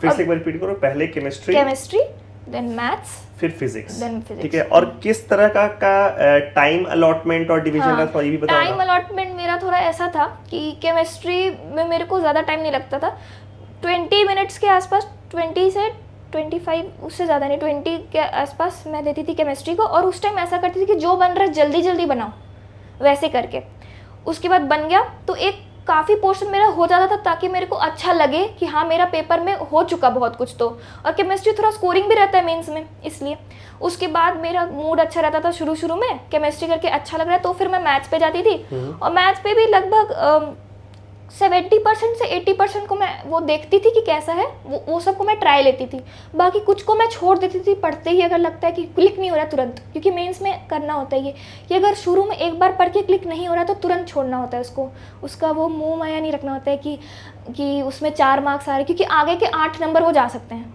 4 मार्क्स के लिए ये वाले, तो वो देखना होता है। फिर मैथ्स मैंने किया, फिर उसके बाद मैं फिज़िक्स पे जाती थी। फिज़िक्स भी मतलब मेंस में तो ठीक नॉर्मल ही रहती थी, तो उसको करके मैथ्स थोड़ा टफ रहता था आई थिंक मेंस में। उसके बाद वो करके फिर मैथ्स में वापस, और मैथ्स को देख लिया वापस, फिर केमिस्ट्री फिजिक्स करके वो हो जाता था कि हाँ एक मतलब पेपर को बहुत बार गो थ्रू मैंने कर लिया है, तब जाके लगता था कि हाँ। और उसमें बीच में अब कुछ छूट भी रहा है लास्ट में, तो वो मेरा वो चीज़ छूट रहा है जो मेरे को नहीं आता, मैंने देख कर उसको छोड़ा है, वही छूट रहा है, ऐसा होता। तब फिर वो टाइम मैनेजमेंट मेरा सही होने लगा, और बहुत सारे मॉक देने के बाद वो जल्दी जल्दी आने लगता है कि कैसे कौन से क्वेश्चन को देख के छोड़ना है, कौन से क्वेश्चन को 2 बार पढ़ना है, कौन सा चैप्टर है जो मेरा वीक है उसको देखते के साथ छोड़ना है अभी के लिए, तो चाहे वो इजी भी क्वेश्चन हो लास्ट में आके उसको पढ़ना है। और ऐसा भी होता है जो चैप्टर मेरा बहुत स्ट्रांग है उसका भी क्वेश्चन कभी बहुत टफ आ सकता है, टफ भी नहीं तो लेंदी भी आ सकता है। जैसे मैथ्स में होता है कि अगर कोऑर्डिनेट को तो खासकर बहुत टाइम बाद बहुत बार लेंदी कर दिया जाता है, उसमें अलग अलग घुसा दिया जाता है अलग अलग चीज़ को। ये बहुत इंपॉर्टेंट चीज़ है कि तुम्हारा सब्जेक्ट का सीक्वेंस क्या होना चाहिए फॉर मार्क्स मैक्सिमाइजेशन, और किस तरीके से टाइम का अलॉट करना है, कैसे पेपर को अटेम्प्ट करना है, कि क्या पहले सीक्वेंस वाइज क्वेश्चन को देखते जाना है और पूरा प्रॉपरली बना करके आगे बढ़ना है, कि पहले क्वेश्चंस को जल्दी जल्दी आगे बढ़ें, जो देख करके एक बार में टिक हो रहा है उसको बना करके पूरे पेपर को हम लोग कवर कर लें। फिर सेकेंड राउंड में हम लोग वो सारे क्वेश्चंस को बनाएं जो क्वेश्चंस हम लोग से मतलब it requires a kind of solution, मतलब you need to solve it. तो ये प्रोसेस, तो इसमें क्या होता है ना कि जैसे हम बिलीव करते हैं इस चीज को कि हर एक बच्चे के लिए कोई एक थंब रूल वर्क नहीं करता है। ये आपको सारा मॉक एग्जाम जितना भी आप दे रहे हैं उसमें ना यू हैव टू एक्सपेरिमेंट। तो मॉक एग्जाम का एक और बेनिफिट यहां से निकल करके आता है दैट आपका जो एफिशिएंसी है वो मैक्सिमाइज किस मोड में होगा, वो आपको एक्सपेरिमेंट करते रहना है अलग अलग ट्रायल्स में, एंड जिसमें आपको ऐसा लगे कि now this is working for me, now you have to repeat and polish it. तो ये वाला चीज, तो ये तुम भी अपने मॉक में क्या इस तरह का कुछ ट्रायल्स की थी कि हम सीक्वेंस चेंज करें? हाँ बहुत सारा। शुरू में मेरे को तो ये हो गया था कि ऐसे मेरा चल रहा है केमिस्ट्री मैथ्स फिजिक्स, फिर बीच में जब ऐसे में अच्छा आने लगा तो फिर हम ऐसे भी किए थे कि बीच में एक मॉक दे रहे इसमें उल्टा कर दिए पूरा, किसी में कुछ कर रहे हैं किसी में कुछ कर रहे हैं, एक्सपेरिमेंट करें ताकि मेरे को पता चले कि हाँ ये ठीक है लेकिन और भी हम कैसे मैक्सिमाइज कर सकते हैं, क्योंकि एग्जाम के दिन हो सकता है कि मेरे अकॉर्डिंग पेपर नहीं आए, तो उसके लिए भी हमको प्रिपेयर रहना है कि हमको बहुत ज़्यादा किसी चीज़ के लिए स्टिक नहीं होना है कि हाँ ठीक है लेकिन अगर मान लीजिए कि फिजिक्स उस टाइम इजी आ जाए बहुत, और मैंने सोचा है कि फिजिक्स मैं लास्ट में करूँगी, तो ये हो सकता है ना कि मेरा छूट जाए और मैथ्स लेंदी आ जाए, तो ऐसा हो सकता है।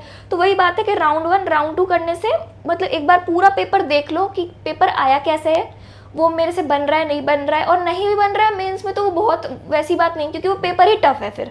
और बहुत सारे शिफ्ट में होता है कि पेपर किसी में टफ आ जाए किसी में इजी, और वो फिर उसी हिसाब से चल जाता है, नॉर्मलाइज हो जाता है, तो उसका कोई बहुत वो नहीं होता है कि पेपर टफ भी है तो अच्छी बात है एक्चुअली वो तो। हाँ इजी पेपर इसलिए उतना प्रोडक्टिव नहीं है बिकॉज उसमें हाँ उसमें काफी सारे बच्चे जो उस स्टैंडर्ड पे प्रिपेयर्ड नहीं भी हैं, उनका भी वो क्वेश्चन बन जाएगा। तो इसलिए ऑब्वियसली एक वेल प्रिपेयर्ड स्टूडेंट को एक्सपेक्ट करना चाहिए क्वेश्चन मुश्किल है। जैसे इसमें होता है क्या है ना कि दैट ऑब्वियसली आपको एक्सपेक्ट करना चाहिए कि आपका मार्क्स अच्छा आएगा, but you should prepare for the worst situation. मेरे को याद आता है 2017-18 का बात है, इसमें ना जेईई मेन में ना फिजिक्स में 4-5 सवाल ऐसा आया था जो काइंड ऑफ अनसॉल्वेबल था। मतलब अनसॉल्वेबल बोलने का मतलब है कि वो जब पेपर आ गया था ना मार्केट में, तो जितने टीचर्स थे देश में उसमें सॉल्यूशन निकालने में, जो पेपर का सॉल्यूशन निकलता है जेईई मेन का, उसमें डिले हुआ था उस 4-5 सवाल की वजह से। वो इस तरह का सवाल जेईई मेन में आ गया था, ठीक है। और उस समय क्या होता था, वो ऑनलाइन नहीं था, सब कुछ पेन पेपर था, तो उसमें क्या होता था कि अलग अलग सेट में ये सीक्वेंसिंग भी अलग होता था सब्जेक्ट का, और क्वेश्चन भी जम्बल्ड रहा था, ठीक है। तो उसमें एक सेट ऐसा आया था जिसमें फिजिक्स था पहला सब्जेक्ट, और शुरुआत के 10 क्वेश्चन में ही ये 5 क्वेश्चन था, ठीक है।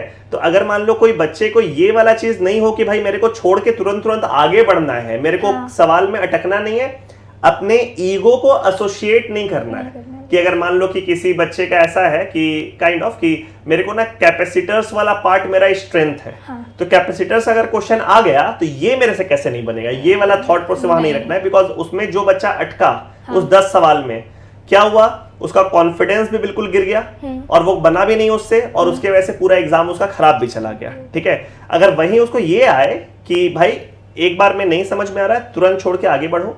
ठीक है, और पूरा पेपर को फर्स्ट राउंड में अटेम्प्ट कर लो, जो एक बार में बन रहा है उसको बनाओ, और फिर अगले राउंड में देखेंगे बनेगा कि नहीं बनेगा। तो वो एटीट्यूड मेरे को लगता है कि वो बेस्ट है जिसमें एग्जाम में नंबर आएगा। ठीक है, अच्छा अभी 1 महीना के आसपास का टाइम बाकी है जेईई मेन 2026 में। ठीक है, तो क्लास 12 में जो अभी बच्चे हैं उनके लिए कुछ तुम बताओ क्या करना चाहिए। मतलब मैं तो बोलना चाहूँगी कि अभी सबको लगता है कि रिवीजन कैसे करें, और हम लोग सोचते हैं कि रिवीजन ही कर रहे। सबसे फर्स्ट चीज़ तो यही हम लोग करते हैं कि ये चैप्टर मेरा बाकी है, इसमें इतना दिन उसको डिवाइड कर लो। ये तो मतलब बहुत ही अजीब सा चीज़ है। मेरा तो सबसे ये रहता था कि सबसे पहले एक मॉक पेपर लो जेईई मेंस का, उसको दो एकदम एग्ज़ाम जैसा माहौल में। अगर है तो मन नहीं कर रहा घर पे देने का तो आ जाओ लाइब्रेरी में आके दे दो, वैसे करके वहाँ पे देने के बाद उसमें एनालाइज करो पूरा कि कौन कौन सा मेरे से नहीं बना। ऐसा 3-4 मॉक दे दो। 3-4 मॉक देने के बाद फिर देखो कि मेरा ये इस चैप्टर से नहीं बना, ये चैप्टर मेरा वीक है, ये वाला आते हुए नहीं बना, इसमें प्रैक्टिस चाहिए। इस टाइप से उसको कैटेगराइज करने के बाद वो खुद से कैटेगराइज करना होता है। वो कोई यूट्यूब वीडियो और कोई ऐसे कोई कुछ बोल रहा है, कोई फ्रेंड कुछ बोल रहा है कि ये चैप्टर हार्ड है, हो सकता है वो किसी के लिए हार्ड हो, किसी के लिए ईजी हो। तो ये खुद के लिए देखना है कि मेरे लिए क्या टफ है, मेरे लिए क्या ईजी है, मेरा क्या स्ट्रेंथ है, मेरा क्या वीकनेस है, और किस में टाइम देना है, किस में नहीं देना है। ये सब देख के फिर उस पे वर्क करो और टेस्ट देते जाओ। सबसे अच्छा चीज़ तो मेरे को ये लगा कि टेस्ट देते जाओ। और मैंने एक ना टेस्ट एनालिसिस के लिए कॉपी बनाई थी, जिसमें मैंने मतलब मॉक जैसे मैं देती थी उसका जो इंडेक्स वाला रहता था उसमें मैंने लिख दिया था इस दिन ये वाला पेपर मार्क्स कर करके मैंने बहुत सारे ऐसे टेस्ट दिए थे। मतलब आई थिंक मैंने लास्ट 2 साल के टेस्ट सारे दिए थे।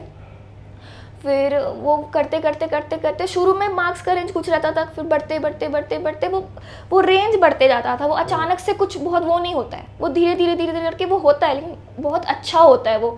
और एक बार जो बैरियर टूटता है उसके बाद बहुत अच्छा लगता है, फिर टेस्ट देने का मन करता है। दिन में 2 टेस्ट, कितने बार तुम लोगों ने दिन में 3-3 टेस्ट भी दिए हैं ऐसे करके, तो वो बहुत अच्छा लगता है। और टेस्ट से ना बहुत वो रखना चाहिए कि टेस्ट में जो नहीं बना वो पढ़ो, पूरा पढ़ने का ज़रूरत नहीं है। कोई चैप्टर लग रहा है कि ये ऐसा है मेरे को नहीं आता, सबसे पहले टेस्ट दो मेंस का, और उसमें जो टॉपिक मेंस में ऐसा होता है ना कि बहुत टॉपिक्स रिपीट होते हैं। कोई टॉपिक है जो आ ही नहीं रहा है, बहुत कम चांस है, वो थोड़ा टफ भी आ ही नहीं रहा है, उस पर ज़्यादा ध्यान देने से अच्छा जो इजी है और मेरे से नहीं बन रहा है वो पहले करते जाओ। मैंने एक कॉपी बना ली थी, उसमें मैं कोई भी सब्जेक्ट का वो नहीं करती थी, बस टॉपिक लिखा, उसके बाद वो पढ़ लिया, उसका लिख लिया। फिर उसके बाद मैं लिख रही हूँ वैसे कि एक पेज मैं लिखती थी कि ऐसे मेरे इतने मार्क्स हैं। फिर फिजिक्स में ये टॉपिक्स मेरा पढ़ा हुआ नहीं है, उसके मैंने नोट्स बना लिए, छोटे शॉर्ट नोट्स। फिर chemistry maths, then next test physics chemistry maths, वैसे ही छोटे टॉपिक के, बिल्कुल ही छोटे टॉपिक के, जैसे एटॉमिक कॉलिजन का मेरा था वैसे करके। फिर ऑर्गेनिक का कुछ चल रहा है, कुछ इनऑर्गेनिक का कोई रिएक्शन लिखा हुआ है, वैसे करके। कुछ मेरे को लग रहा है कि ये बात मेरे को सोल्यूशन से, जब मैं देख रही थी सोल्यूशन, तो उसमें से मुझे नया कुछ पता चला और मैंने उसको भी लिख दिया। वैसे कर करके वो बहुत एक्सपोनेंशियली ग्रोथ होता है। जो रिवीजन नोट्स बार पढ़ के, नोट्स ना तब पढ़ना होता है जब चल रहा हो वो टॉपिक, और मतलब थ्रू आउट 2 साल रिवाइज करने की। लेकिन एग्जाम के पहले नोट्स पढ़ रहे हैं और उसके बाद जल्दी क्वेश्चंस के थ्रू, खासकर PYQs मेंस के लिए तो बहुत ही अच्छी चीज़ है वो। जैसे क्लास 11-12 के बाद ऑब्वियसली एग्जाम के बाद तुम चूज की कि मेरे को 1 साल ड्रॉप करना है, तो ऑब्वियसली तुमको पता होगा कि 11-12 में ये जगह मेरे से कुछ मिस्टेक्स हुआ है या कुछ कमी रह गया है, जिसको मेरे को पूरा करना है। बिना उस एनालिसिस के ड्रॉप करने का डिसीजन तो ली नहीं होगी तुम, ठीक है। तो ये चीज मेंशन करो कि 11-12 में वो कौन सा 3-4 बड़ा मिस्टेक्स था जिसको तुम पास आउट में कोप अप करने, मतलब उसको कवर करने के लिए ड्रॉप की, और उसको तुम सक्सेसफुली कवर भी कर पाई। मेरा बिगेस्ट मिस्टेक तो ये था कि मेरे को केमिस्ट्री और मैथ्स अच्छा लगता था, तो उसमें मेरा मार्क्स भी आता था, खासकर केमिस्ट्री में। और मैथ्स में हमको पढ़ के बहुत अच्छा लगता था कि क्वेश्चंस बना रहे, मज़ा आता था। थोड़ा सा होता है ना कि टफ क्वेश्चन बना रहे हैं, ऐसे सब लोग डिस्कस कर रहे ग्रुप में, मेरे से क्वेश्चन बन गया तो अच्छा लग रहा है, ऐसे कि ये देखो ऐसे बना, वैसे कर करके तो मेरे को ज़्यादा इंटरेस्ट आने लगा। और फिर हम पूरा टाइम उसी में देने लगे, दिन भर मैथ्स केमिस्ट्री बना रहे हैं। और फिजिक्स मेरा कहीं ना कहीं लैग करने लगा, धीरे धीरे करके ही होता है। ऐसा भी नहीं होता है कि तुरंत में ही कोई पढ़ रहे और उसको छोड़ दिया, वैसा नहीं होता है। पढ़ते पढ़ते वो धीरे धीरे कम टाइम देने लगते हैं उसमें, और फिर यही होता है, फिर मन भी नहीं करता है, लगता है कि अभी अगर यही केमिस्ट्री पढ़ ली होता है तो मेरे से मार्क्स भी आता, टेस्ट में हमको अच्छा भी लगता, फर्स्ट भी आ जाते, और फिजिक्स में तो ऐसे ही खराब आ रहा है तो रहने दो, फिर उससे अच्छा केमिस्ट्री मैथ्स पढ़ लो, उसमें पहले का भी अच्छे से पढ़ा हुआ है तो अच्छा लगता है। तो इसलिए मेरा तो ये बहुत बड़ा मिस्टेक था कि फिजिक्स मेरा थोड़ा वीक रह गया था, बहुत वीक नहीं लेकिन काइंड ऑफ वीक रह गया था, खासकर इलेक्ट्रोडायनेमिक्स वाला पार्ट। 11th वाला तो शुरू में होता है तो अच्छा लगता है, और बार उसको रिवीजन के टाइम में बार वहीं से स्टार्ट करते हैं तो बार वो अच्छा होने लगता है। लास्ट में थर्मोडायनेमिक्स से लेके मेरा 12th का जो इलेक्ट्रोडायनेमिक्स वाला पार्ट था वो मेरा वीक रह गया था, बाद का 12th भी थोड़ा ठीक ही था। तो ये लेकिन बहुत बड़ा चंक है ये, अब उसकी वजह से मतलब थोड़ा, और एडवांस में तो यही रहता है कि सब मिक्सड अप होता है, कोई बोल नहीं सकते हैं कि ये इसी से है बस। तो वो पूरा फिजिक्स गोल गोल मेरा घूम चुका था, मल्टी कॉन्सेप्चुअल क्वेश्चन आता है। हाँ, तो और ये भी था कि अब कॉन्फिडेंस नहीं है ना उसमें, मैथ्स केमिस्ट्री में कॉन्फिडेंस है तो वही कर रहे हैं, और फिजिक्स को मतलब मन नहीं करा बनाने का, उसको लास्ट के लिए छोड़ दिए हैं कि हाँ कर लेंगे वैसे करके। तो वो बहुत बड़ा मिस्टेक था मेरा। वैसे करके ना मेंस में तो अच्छा आ जाएगा क्योंकि मेंस में ज़्यादा फिजिक्स टफ नहीं आता था मेरे टाइम तो, लेकिन मैथ्स थोड़ा टफ आता था, केमिस्ट्री भी इजी सा ही आता था, लेकिन एडवांस में फ़िज़िक्स अच्छे लेवल का आता है, फ़िज़िक्स बहुत अच्छे लेवल का आता है, तो उसके लिए तो प्रिपरेशन करना होता है। बस वही, मेंस का फ़िज़िक्स और एडवांस का फ़िज़िक्स तो बहुत अलग है, बहुत ज़्यादा। तो ये तो एक मिस्टेक हुआ कि तुम फिजिक्स को काइंड ऑफ इग्नोर की 11th 12th में, मतलब कंप्लीटली इग्नोर नहीं की बट रिलेटिवली इग्नोर की दूसरे सब्जेक्ट के रिस्पेक्ट में।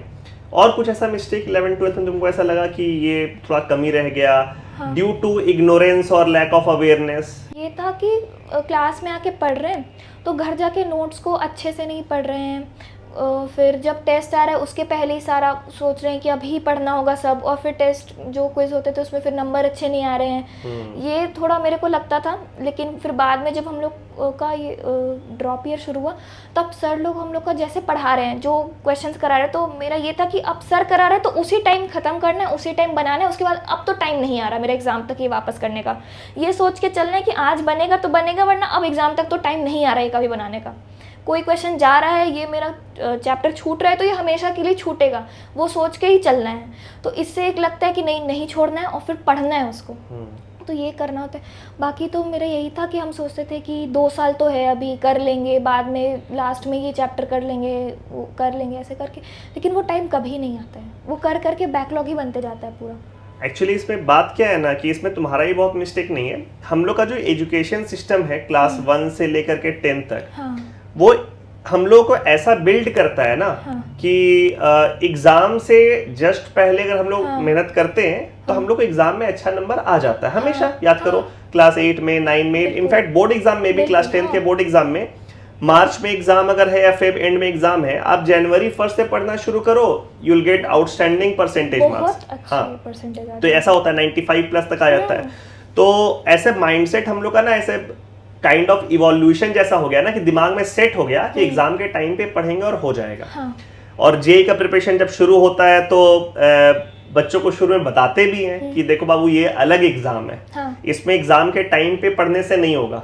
लेकिन बच्चों के दिमाग में क्या होता है ना सबकॉन्शियस में कि सर जब क्लास 8 में थे ना तो सब कोई बोला कि क्लास 7 के जैसा नहीं है, क्लास 8 टफ है, बट क्लास 8 भी वैसे ही निकला। फिर क्लास 9 में गए तो क्लास 9 में सब बोला क्लास 8 के ऐसा नहीं है, बट क्लास 9 भी वैसे ही निकला। क्लास 10 में भी सब ऐसा बोला, बट क्लास 10 भी वैसा ही निकला। तो उन लोग के दिमाग में सेट हो जाता है कि सर आप भी वही बात बोल रहे हैं, बट जेईई का प्रिपरेशन भी वैसे ही होगा। हाँ, कि लास्ट में करने से वो कंप्लीट हो जाएगा। बट जेईई का प्रिपरेशन ऐसा है, मतलब हम तो सारे स्टूडेंट्स को बोलना चाहेंगे जो भी प्रिपरेशन कर रहे हैं या शुरू करने वाले हैं, कि एक आइडियल जेईई प्रिपरेशन तब होता है when your schedule and your mindset remains same whether the examination is tomorrow or is next week or is next month।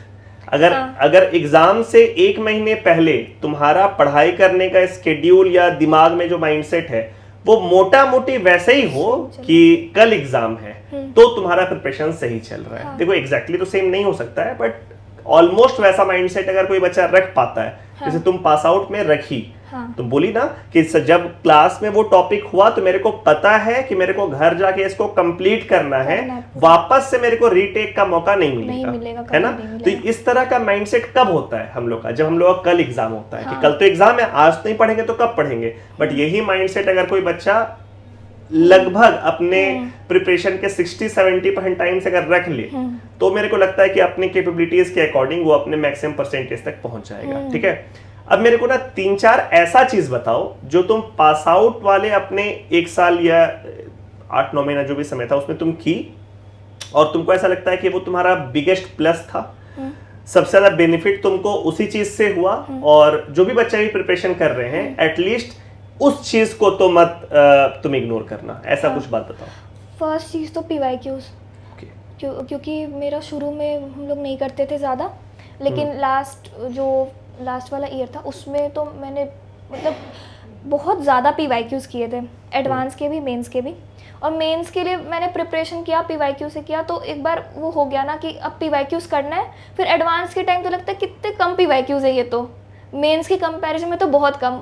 1 साल मेंस का कर लो वो पूरा 10-15 साल के इक्विवेलेंट है एडवांस में, तो वैसा लगता है। लेकिन वही कि PYQs का जो प्रैक्टिस है वो मेंस से डेवलप करना है और फिर वो एडवांस में बहुत काम आता है प्रैक्टिस करने वाला चीज़। और सिटिंग हैबिट भी रहनी चाहिए एडवांस के लिए। तो यही कि सर लोग जैसे पढ़ा रहे उनके साथ में ही पढ़ते रहो। जैसे सर आज बोले कि इसका डिस्कशन होगा तो एनी हाउ मेरे को वो कंप्लीट करके ही जाना है, चाहे वो कोई सा भी सब्जेक्ट हो, चाहे मेरे को रात भर जग के पढ़ना पड़े, चाहे मेरे को कुछ भी करना पड़े, वो करके ही जाना ही है। ये हम लोग का रहता था लास्ट वाले ईयर में कि करना है और डाउट पूछने हैं।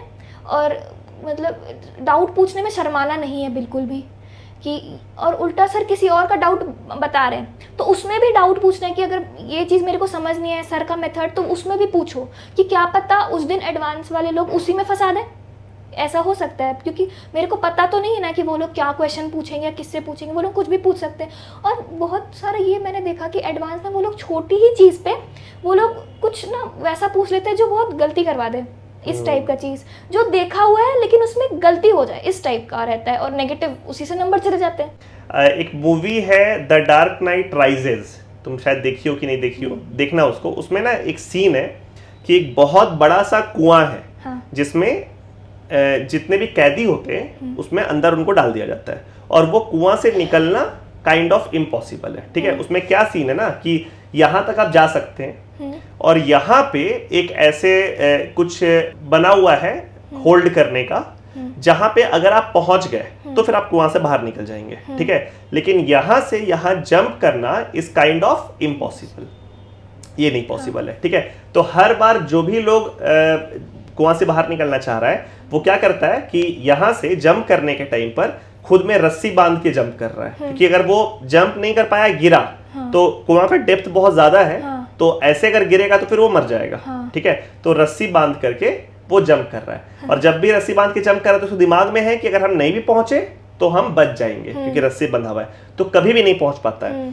फिर वो जो हीरो होता है, लीड एक्टर जो होता है, उसको कोई वहां नीचे कोई गुरु होता है, वो बताता है ओल्ड एज का कि जब तक तुम वो रस्सी बांध के कूदोगे तब तक नहीं कूद पाओगे। तो वो क्या करता है, वो रस्सी को खोल करके कूदता है कि अब या तो हम यहाँ पहुंचेंगे या हम मर जाएंगे। ठीक है, और फिर जब वो जंप करता है तो यहाँ पहुंच जाता है। तो मतलब ये काइंड ऑफ सीन मेरे को अचानक से याद आ गया, डार्क नाइट राइजेस में है कि आप अगर किसी चीज को बहुत डेस्परेटली चाहते हैं तो अपने लिए प्लान बी को रखना कभी भी एक अच्छा ऑप्शन नहीं होता। अपना कुछ रिवीजन के शेड्यूल बताओ कि जैसे मान लो पास आउट बच्चे तुम पढ़ाई कर रही हो और अभी आगे का टॉपिक चल रहा है बट पीछे का रिवीजन करना है, तो रिवीजन करने के लिए तुम क्या करती थी? पास आउट में तो मेरा रिवीजन ऐसा था कि शुरू हुआ 11th चला तो वो 11th तो इजी सा रहता है क्योंकि हम लोग पढ़े हुए रहते हैं ना 11th-12th के टाइम। 11th सही से 11th में कुछ ऐसा रहता है, कुछ चैप्टर्स जो कि थोड़े टफ रहते हैं, खासकर फिजिक्स में मेरा रोटेशन, थर्मोडायनेमिक्स, फ्लूइड्स भी थोड़ा इस ये वाला पार्ट मेरा वीक था, तो उसको हम लोग अच्छे से किए। मैथ्स केमिस्ट्री भी किए उसके बाद फिर जब 12th शुरू हुआ तब हम लोग का टेस्ट लगता था उसका, तो टेस्ट के लिए वो करते थे। और टेस्ट के लिए ऐसा रहता था ना कि ज़्यादा पहले से प्रिपेयर हम लोग अलग से बैठ के नहीं करते थे, क्योंकि टाइम ही रहता था। टेस्ट देना है और उसमें नंबर जैसा है, अब जिसमें मेरा नंबर नहीं आया उस चैप्टर को रिवाइज़ करना है, ऐसा नहीं कि पूरा सिलेबस वापस से रिवाइज़ कर रहे हैं। तो टेस्ट दे के वो बहुत पता चलता है, मतलब टेस्ट तो बहुत अच्छा चीज़ है, इसलिए मेरे को लगता है कि रिवीजन के लिए तो टेस्ट बहुत ही ज़रूरी है। फिर 12th चल रहा है, फिर 11th 12th कंप्लीट हुआ, फिर तुरंत मेरा मेंस आ गया, और मेंस में तो मेरा PYQ से ही रिवीजन हुआ सारा। फिर मेंस हुआ, मेंस के बाद अप्रैल अटेम्प्ट तो हम लोग के लिए एग्जिस्टेंट ही नहीं था। उसके बाद एडवांस आया, तो एडवांस के लिए हम लोग को तो आराम से 4 महीना मिल गया था, 4 महीने के आसपास। तो हम लोग एडवांस का पूरा PYQs किए, वापस देते थे टेस्ट, और जितने बैट्स वगैरह रहते थे और भी जितने सारे टेस्ट सर लगाते थे वो सब हम लोग देते थे पूरा अच्छे से। फिर हम लोग सब लोग बच्चे लोग बैठ के ऐसे डिस्कस भी करते थे कि ये क्वेश्चन ऐसा है, ये क्वेश्चन वैसा है। उसी दिन हम लोग जाके सर से भी पूछते थे, जैसे 6 बजे टेस्ट कंप्लीट हुआ उसके बाद जाके सर से पूछ रहे हैं ये वाला क्वेश्चन वो वाला क्वेश्चन, वैसे करके। और छोड़ते नहीं थे कोई टेस्ट जब तक वो कंप्लीट ना हो जाए। और मेरा तो ये भी था कि जो आंसर्स वाला रहता है ना, उसमें हम लोग देखते थे कि बच्चे लोग ऐसे करता था कि जो क्वेश्चन सही हो उसको टिक कर देता था। तो फिर हम अपने ऊपर ये लाए थे कि हमको वो क्वेश्चन टिक करना है जो मेरा बन गया, यहाँ आके पूरा एनालिसिस करना है, और उसको टिक करना है जो मेरे से आके यहाँ पे वापस बना, जो क्वेश्चन वहाँ नहीं बना। और वैसे करके मेरे को हर क्वेश्चन को टिक करना है, तब ये टेस्ट पेपर मेरा जाके वो मेरा फ्रूटफुल रहा, वरना ये टेस्ट देके मेरा कोई फ़ायदा नहीं है। परफेक्ट। और जो क्वेश्चन नहीं बना उसको जाके पूछना है। वैसे कर करके मेरे पास अभी भी पूरा स्टैक है, जिसमें ऐसे जो भी एडवांस का पेपर है सबका सोल्यूशन वाला, पूरा सोल्यूशन में ही। और हम तो ऐसे करते थे कि सोल्यूशन का जो पेपर मिलता था जो भी 10-12 पेज का, उसी में सोल्यूशन है, उसी में सॉल्व कर रहे हैं उसको, उसी में सब कुछ कर रहे हैं, उसी में बना रहे हैं, फिर टिक कर रहे हैं, उसी में क्वेश्चन पूरा देख रहे हैं। और मेरा पूरा रिवीजन उसी से चला था। जो टॉपिक फिर उसमें मेरे को दिमाग में याद नहीं आ रहा है उसको वही को नोट्स में देख रहे हैं, उसी का क्वेश्चन वापस प्रैक्टिस कर रहे हैं, वैसे ही करते करते। क्योंकि ये होता है ना मेंस में भी एडवांस में भी कि टॉपिक्स रिपीट होते हैं, कि ये टॉपिक में है क्वेश्चन तो आगे भी नेक्स्ट पेपर में भी उस टॉपिक से लगभग रहेगा ही, ऐसा। तो वो ना अच्छा रहता है कि अगले बार मेरे को, जैसे मान लीजिए मेरे को इस चैप्टर का है रोटेशन का, मेरे को इस बार क्वेश्चन नहीं बनाए, जो क्वेश्चन इसमें था उसको बना ली, अच्छे से समझ ली, उसके आसपास का भी जो टॉपिक है उसको भी पढ़ लिए। उसके बाद नेक्स्ट टेस्ट में वापस मान लीजिए नहीं बना, फिर भी जो उसको ही पढ़े, बाकी भी क्वेश्चंस कर लिए उसके आसपास का टॉपिक का, वो कर लिए। फिर तीसरा चौथा वैसे करके उस चैप्टर का मेरा बनने लगेगा धीरे धीरे करके। और उसमें मेरे को ज़्यादा कुछ एफर्ट भी डालना नहीं पड़ा कि मेरे को वापस पूरा चैप्टर पढ़ना पड़ा या कुछ भी। बस मेरे को ये करना रहा कि ये वाला मेरे से नहीं बन रहा है एंगुलर मोमेंटम का सवाल, तो हम वो चीज़ पढ़ रहे हैं, उसके आसपास का पढ़ ले रहे कि हाँ ये ऐसे हो जाएगा, वैसे कर लेना है। कुछ क्वेश्चंस उसके तरीके के देख ले जो मेरा पैकेज में टिक किया हुआ है, वो कर लिए। फिर वैसे वैसे करके ही मेरा जो मार्क्स था वो इंक्रीज़ होना शुरू हो गया। हाँ, ये बहुत इंपॉर्टेंट बात है। जैसे क्या होता है ना कि जब भी कोई बच्चा टेस्ट लिखता है, हाँ। तो उसका मेन एम होता है टेस्ट लिख दिया, हाँ। और फिर वो वेट करता है रिजल्ट के आने का, या हाँ। घर पे जाकर के अपना मार्क्स कैलकुलेट करता है, हाँ। और रिजल्ट के बाद देखता है कि मेरे को क्या रैंक आया, ठीक है, और वो उससे खुश या दुखी जो भी होता है वो उसका अपना एक इमोशन है। बट एक्चुअली टेस्ट का एम तब तक कंप्लीट नहीं होता है जब तक कि टेस्ट देने के 2 दिन बाद आप ये नहीं बोल पाए कि अब इस टेस्ट में कोई भी क्वेश्चन मेरे से पूछो तो हम उसका सॉल्यूशन तुमको दे देंगे, है ना। हाँ। तो ये टेस्ट तभी कंप्लीट होता है कि एक टेस्ट आपका कंप्लीट हुआ, ठीक है, आप मार्क्स इवैल्यूएट कीजिए, but that is secondary motive. Primary motive है कि आप घर पे जाएं और जो भी क्वेश्चन आपसे नहीं बना है या गलत बना है उसको आप कंप्लीटली सॉल्व करें, पहले सॉल्यूशन को देख के या डाउट पूछे अपना, और 2 दिन के बाद आप बोलें कि अब इसमें से सारा सवाल मेरे से बन चुका है, ठीक है। ये एक एम होना चाहिए। खैर, प्रिपरेशन के दौरान डिमोटिवेशन तो सबको आता है, जब मार्क्स कम ज्यादा होता है, तुमको भी आया होगा। तो ऐसा जो पीरियड्स ऑफ लोज होता है, इसको कैसे तुम मैनेज की? इसमें तो मतलब मेरे को ये लगता था कि जैसे मेरा कोई टेस्ट ख़राब चला गया तो मेरे को लगता था कि ऐसा रैंक आ गया, या फिर थोड़ा बुरा तो लगता था। फिर सर लोग से बात करने में मेरे को अच्छा नहीं लगता था थोड़ा सा, कि कैसा आ गया, ये हो गया, वो हो गया। और बाकी लोग का तो अच्छा आता था, क्योंकि वो तो रैंक किसी ना किसी का फर्स्ट आएगा ही, किसी का सेकंड आएगा ही। मेरा रैंक ख़राब हुआ है उस टेस्ट में तो मेरे को बुरा लग रहा है, और बाकी बच्चे लोग खुश भी है। तो ये चीज़ देखना होता है कि कोई बात नहीं, मेरा हुआ है, अब उसको पढ़ना है मेरे को वापस से, और इतना अच्छे से पढ़ना है कि इस टेस्ट का हर एक सवाल बाद में बन जाए मेरे से। बस वो मेरे को देखना है। और रहता है मतलब उस दिन जिस दिन आता है रैंक जो टेस्ट का, उस दिन तो मेरे को लगता था थोड़ा थोड़ा कि ऐसा है, तो फिर मैं जाके पेरेंट्स से बात कर लेती थी कि ऐसा ऐसा हुआ। फिर वो लोग मेरा माहौल थोड़ा लाइट कर देते थे कि कोई बात नहीं, 1 घंटा हम लोग से आके बात कर लो, आज कोई बात नहीं, हम लोग के साथ बैठ जाओ। कि मतलब थोड़ा सा मोटिवेशन है कि कोई बात नहीं, तुम जितना कर रही हो ना, तुम बस अपना 100% दो। हम लोग को कोई वो नहीं है कि तुम्हारा कितना रैंक आ रहा है, कितना मार्क्स आ रहा है, बस तुम ये देखो कि तुमसे ये क्वेश्चन बन सकता था, ये नहीं बना, वहाँ पे वो क्यों नहीं बना, बस वो देखो। और बस एकदम लाइट माहौल से दो एग्ज़ाम, कोई टेंशन नहीं है, जो होगा वो अच्छा होगा, बस ऐसे सोच के। सो बेसिकली तुम इस मैटर में भी काइंड ऑफ प्रिविलेज्ड हो कि पेरेंट्स इतने सपोर्टिव रहे हैं, क्योंकि पेरेंट्स का सपोर्ट इस तरह के जर्नी में बहुत इंपॉर्टेंट होता है। तो थोड़ा सा पेरेंट्स का जो सपोर्ट सिस्टम रहा है 2 साल 3 साल तक तुम्हारे प्रिपरेशन जर्नी में, उसको अगर तुम समराइज करो तो क्या बोलोगी? हाँ, खास मतलब 2 साल के लिए मतलब मेरे घर से तो कोई भी आज तक कोई भी IIT नहीं गया, किसी ने JEE मेंस JEE एडवांस भी नहीं किया है। मतलब मैं फर्स्ट ही थी। और मेरे पेरेंट्स को अगर मेरे को ही कुछ आइडिया नहीं है 8th 9th 10th में, तो उनको कहाँ से आइडिया होगा? उनको तो कुछ भी आइडिया नहीं था, मैंने ही सब ऐसे बताया, हम लोगों ने ऐसे देखा। फिर मेरे ऊपर उन लोगों ने इतना भरोसा किया कि हाँ ये कुछ बोल रही है, इसको कुछ करना है, तो इस पर मतलब विश्वास किया और बहुत ज़्यादा सपोर्ट किया। मेरा तो ये था कि मेरा एग्ज़ाम कुछ ख़राब गया, शुरू में मेरे को रोना आ जाता था घर पे जाके कि मेरा ऐसा हो गया वैसा हो गया, तो वो लोग मेरे को चुप कराते थे पहले कि रो मत, हो गया कोई बात नहीं, अब कुछ हो सकता है क्या, नहीं ना। तो फिर वो लोग बोलते थे कि बस जैसे सर लोग बोल रहे हैं वैसे करो। और वही धीरे धीरे करके ये भी होता है कि पेरेंट्स का भी डेवलपमेंट होता है उस टाइम पे, कि एग्ज़ाम तक आते आते पेरेंट्स भी, मेरे पेरेंट्स तो पूरा, वो लोग तो अब खुद, मेरी जो बहन है उसको पूरा गाइड करते हैं कि ऐसे ऐसे करो, ऐसे ऐसे करो, क्योंकि वो लोग मेरे को देख चुके हैं अब कि कैसा होता है। और पेरेंट्स से तो बिल्कुल नहीं छुपाना चाहिए कुछ भी, जो भी चल रहा है मेरे साथ, जो भी हो रहा है वो पेरेंट्स को बताओ, ताकि वो लोग के पास बहुत एक्सपीरियंस है ना, उस डोमेन में नहीं होगा लेकिन बाकी लाइफ का एक्सपीरियंस हाँ, तो किसी भी चीज़ को कैसे मतलब हैंडल करना है, तो वो लोग बहुत अच्छे से बताते हैं। और वो लोग ऐसे एक पर्सनली बताते हैं ना, कि वो लोग मेरे को बचपन से जानते हैं कि हम लोग कैसे हैं, तो मतलब बहुत अच्छा लगता है। फिर पेरेंट्स बताते हैं, तो मेरे साथ ये भी होता था कि मैं दिन भर ऐसे अकेले बैठ के पढ़ती थी, तो और मेरा जॉइंट फैमिली है, तो फिर हम लोग ऐसे जाके शाम में कभी बैठ गए थोड़ा सा सबके साथ में, कि अच्छा लगा कि थोड़ा खेल वेल लिए वैसे करके। मेरे पेरेंट्स बोलते थे कि कोई बात नहीं, आधा घंटा आके हम लोग के साथ बैठ जाओ, रात में थोड़ा बातचीत कर लो कि कैसा चल रहा है प्रिपरेशन। और एक बार प्रिपरेशन के बारे में किसी को बताने से ना ये भी लगता है कि मेरा प्रिपरेशन, हम बता रहे हैं कि मेरा ये गलत चल रहा है, तो वो खुद को भी लगता है कि हाँ ये गलत था, इसको सुधारो। खुद में भी आता है कि हाँ ये चीज़ ऐसा। फिर वो लोग कुछ बताते हैं कि ये वाला भी तुम्हारा अच्छा नहीं आया था, इस पर थोड़ा ध्यान दो। और पेरेंट्स ना, मेरे पेरेंट्स कभी डांटते नहीं थे, ये तो मेरे को लगा।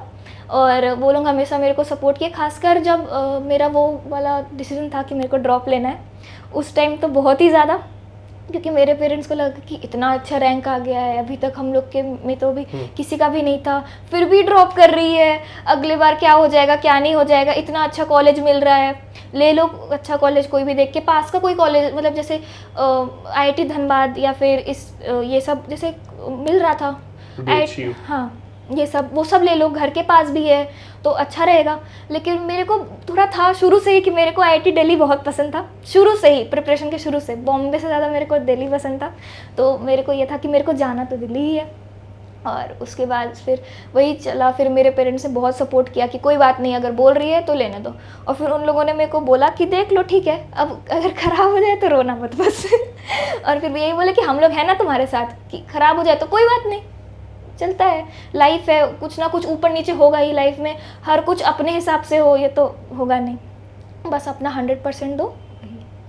ठीक है Tania, thank you so much. तुम्हारा जितना भी सजेशन रहा है, चाहे तुम अपना जो जर्नी को जिस तरीके से शेयर की हो, आई एम श्योर जितने भी करेंट एस्पिरेंट्स होंगे जेई के, या जो फ्यूचर एस्पिरेंट्स होंगे, जो अभी क्लास 9 10th में होंगे, क्लास 11 12th में जो बच्चे पढ़ाई कर रहे होंगे, उनको बहुत ज़्यादा मोटिवेशन मिलेगा और गाइडेंस मिलेगा तुम्हारे इस बात से। अभी तुम IIT दिल्ली में फर्स्ट ईयर में हो, नेक्स्ट ईयर जब तुम्हारा थोड़ा सा IIT का एक्सपीरियंस और बढ़ जाएगा तो हम लोग फिर से एक बार मिलेंगे, ठीक है। उस समय क्या है कि IIT के बारे में थोड़ा और बात करेंगे हम लोग, ठीक है। ब्रदर्स एकेडमी के बिहाफ में हम तुमको विश करते हैं कि आगे चल करके तुम्हारा करियर बहुत हाइट्स पर जाए। Thank you sir. मतलब आईआईटी दिल्ली का तुम्हारा जो पूरा 4 साल है बहुत प्रोडक्टिव हो, ठीक है, बहुत नाम रोशन करो हमारे शहर का तुम, और आगे चल के तुम फ्यूचर में जो भी एंडेवर सोच रही हो उसमें तुम बहुत हाइट्स पे पहुंचो। Best of luck. Thank you sir.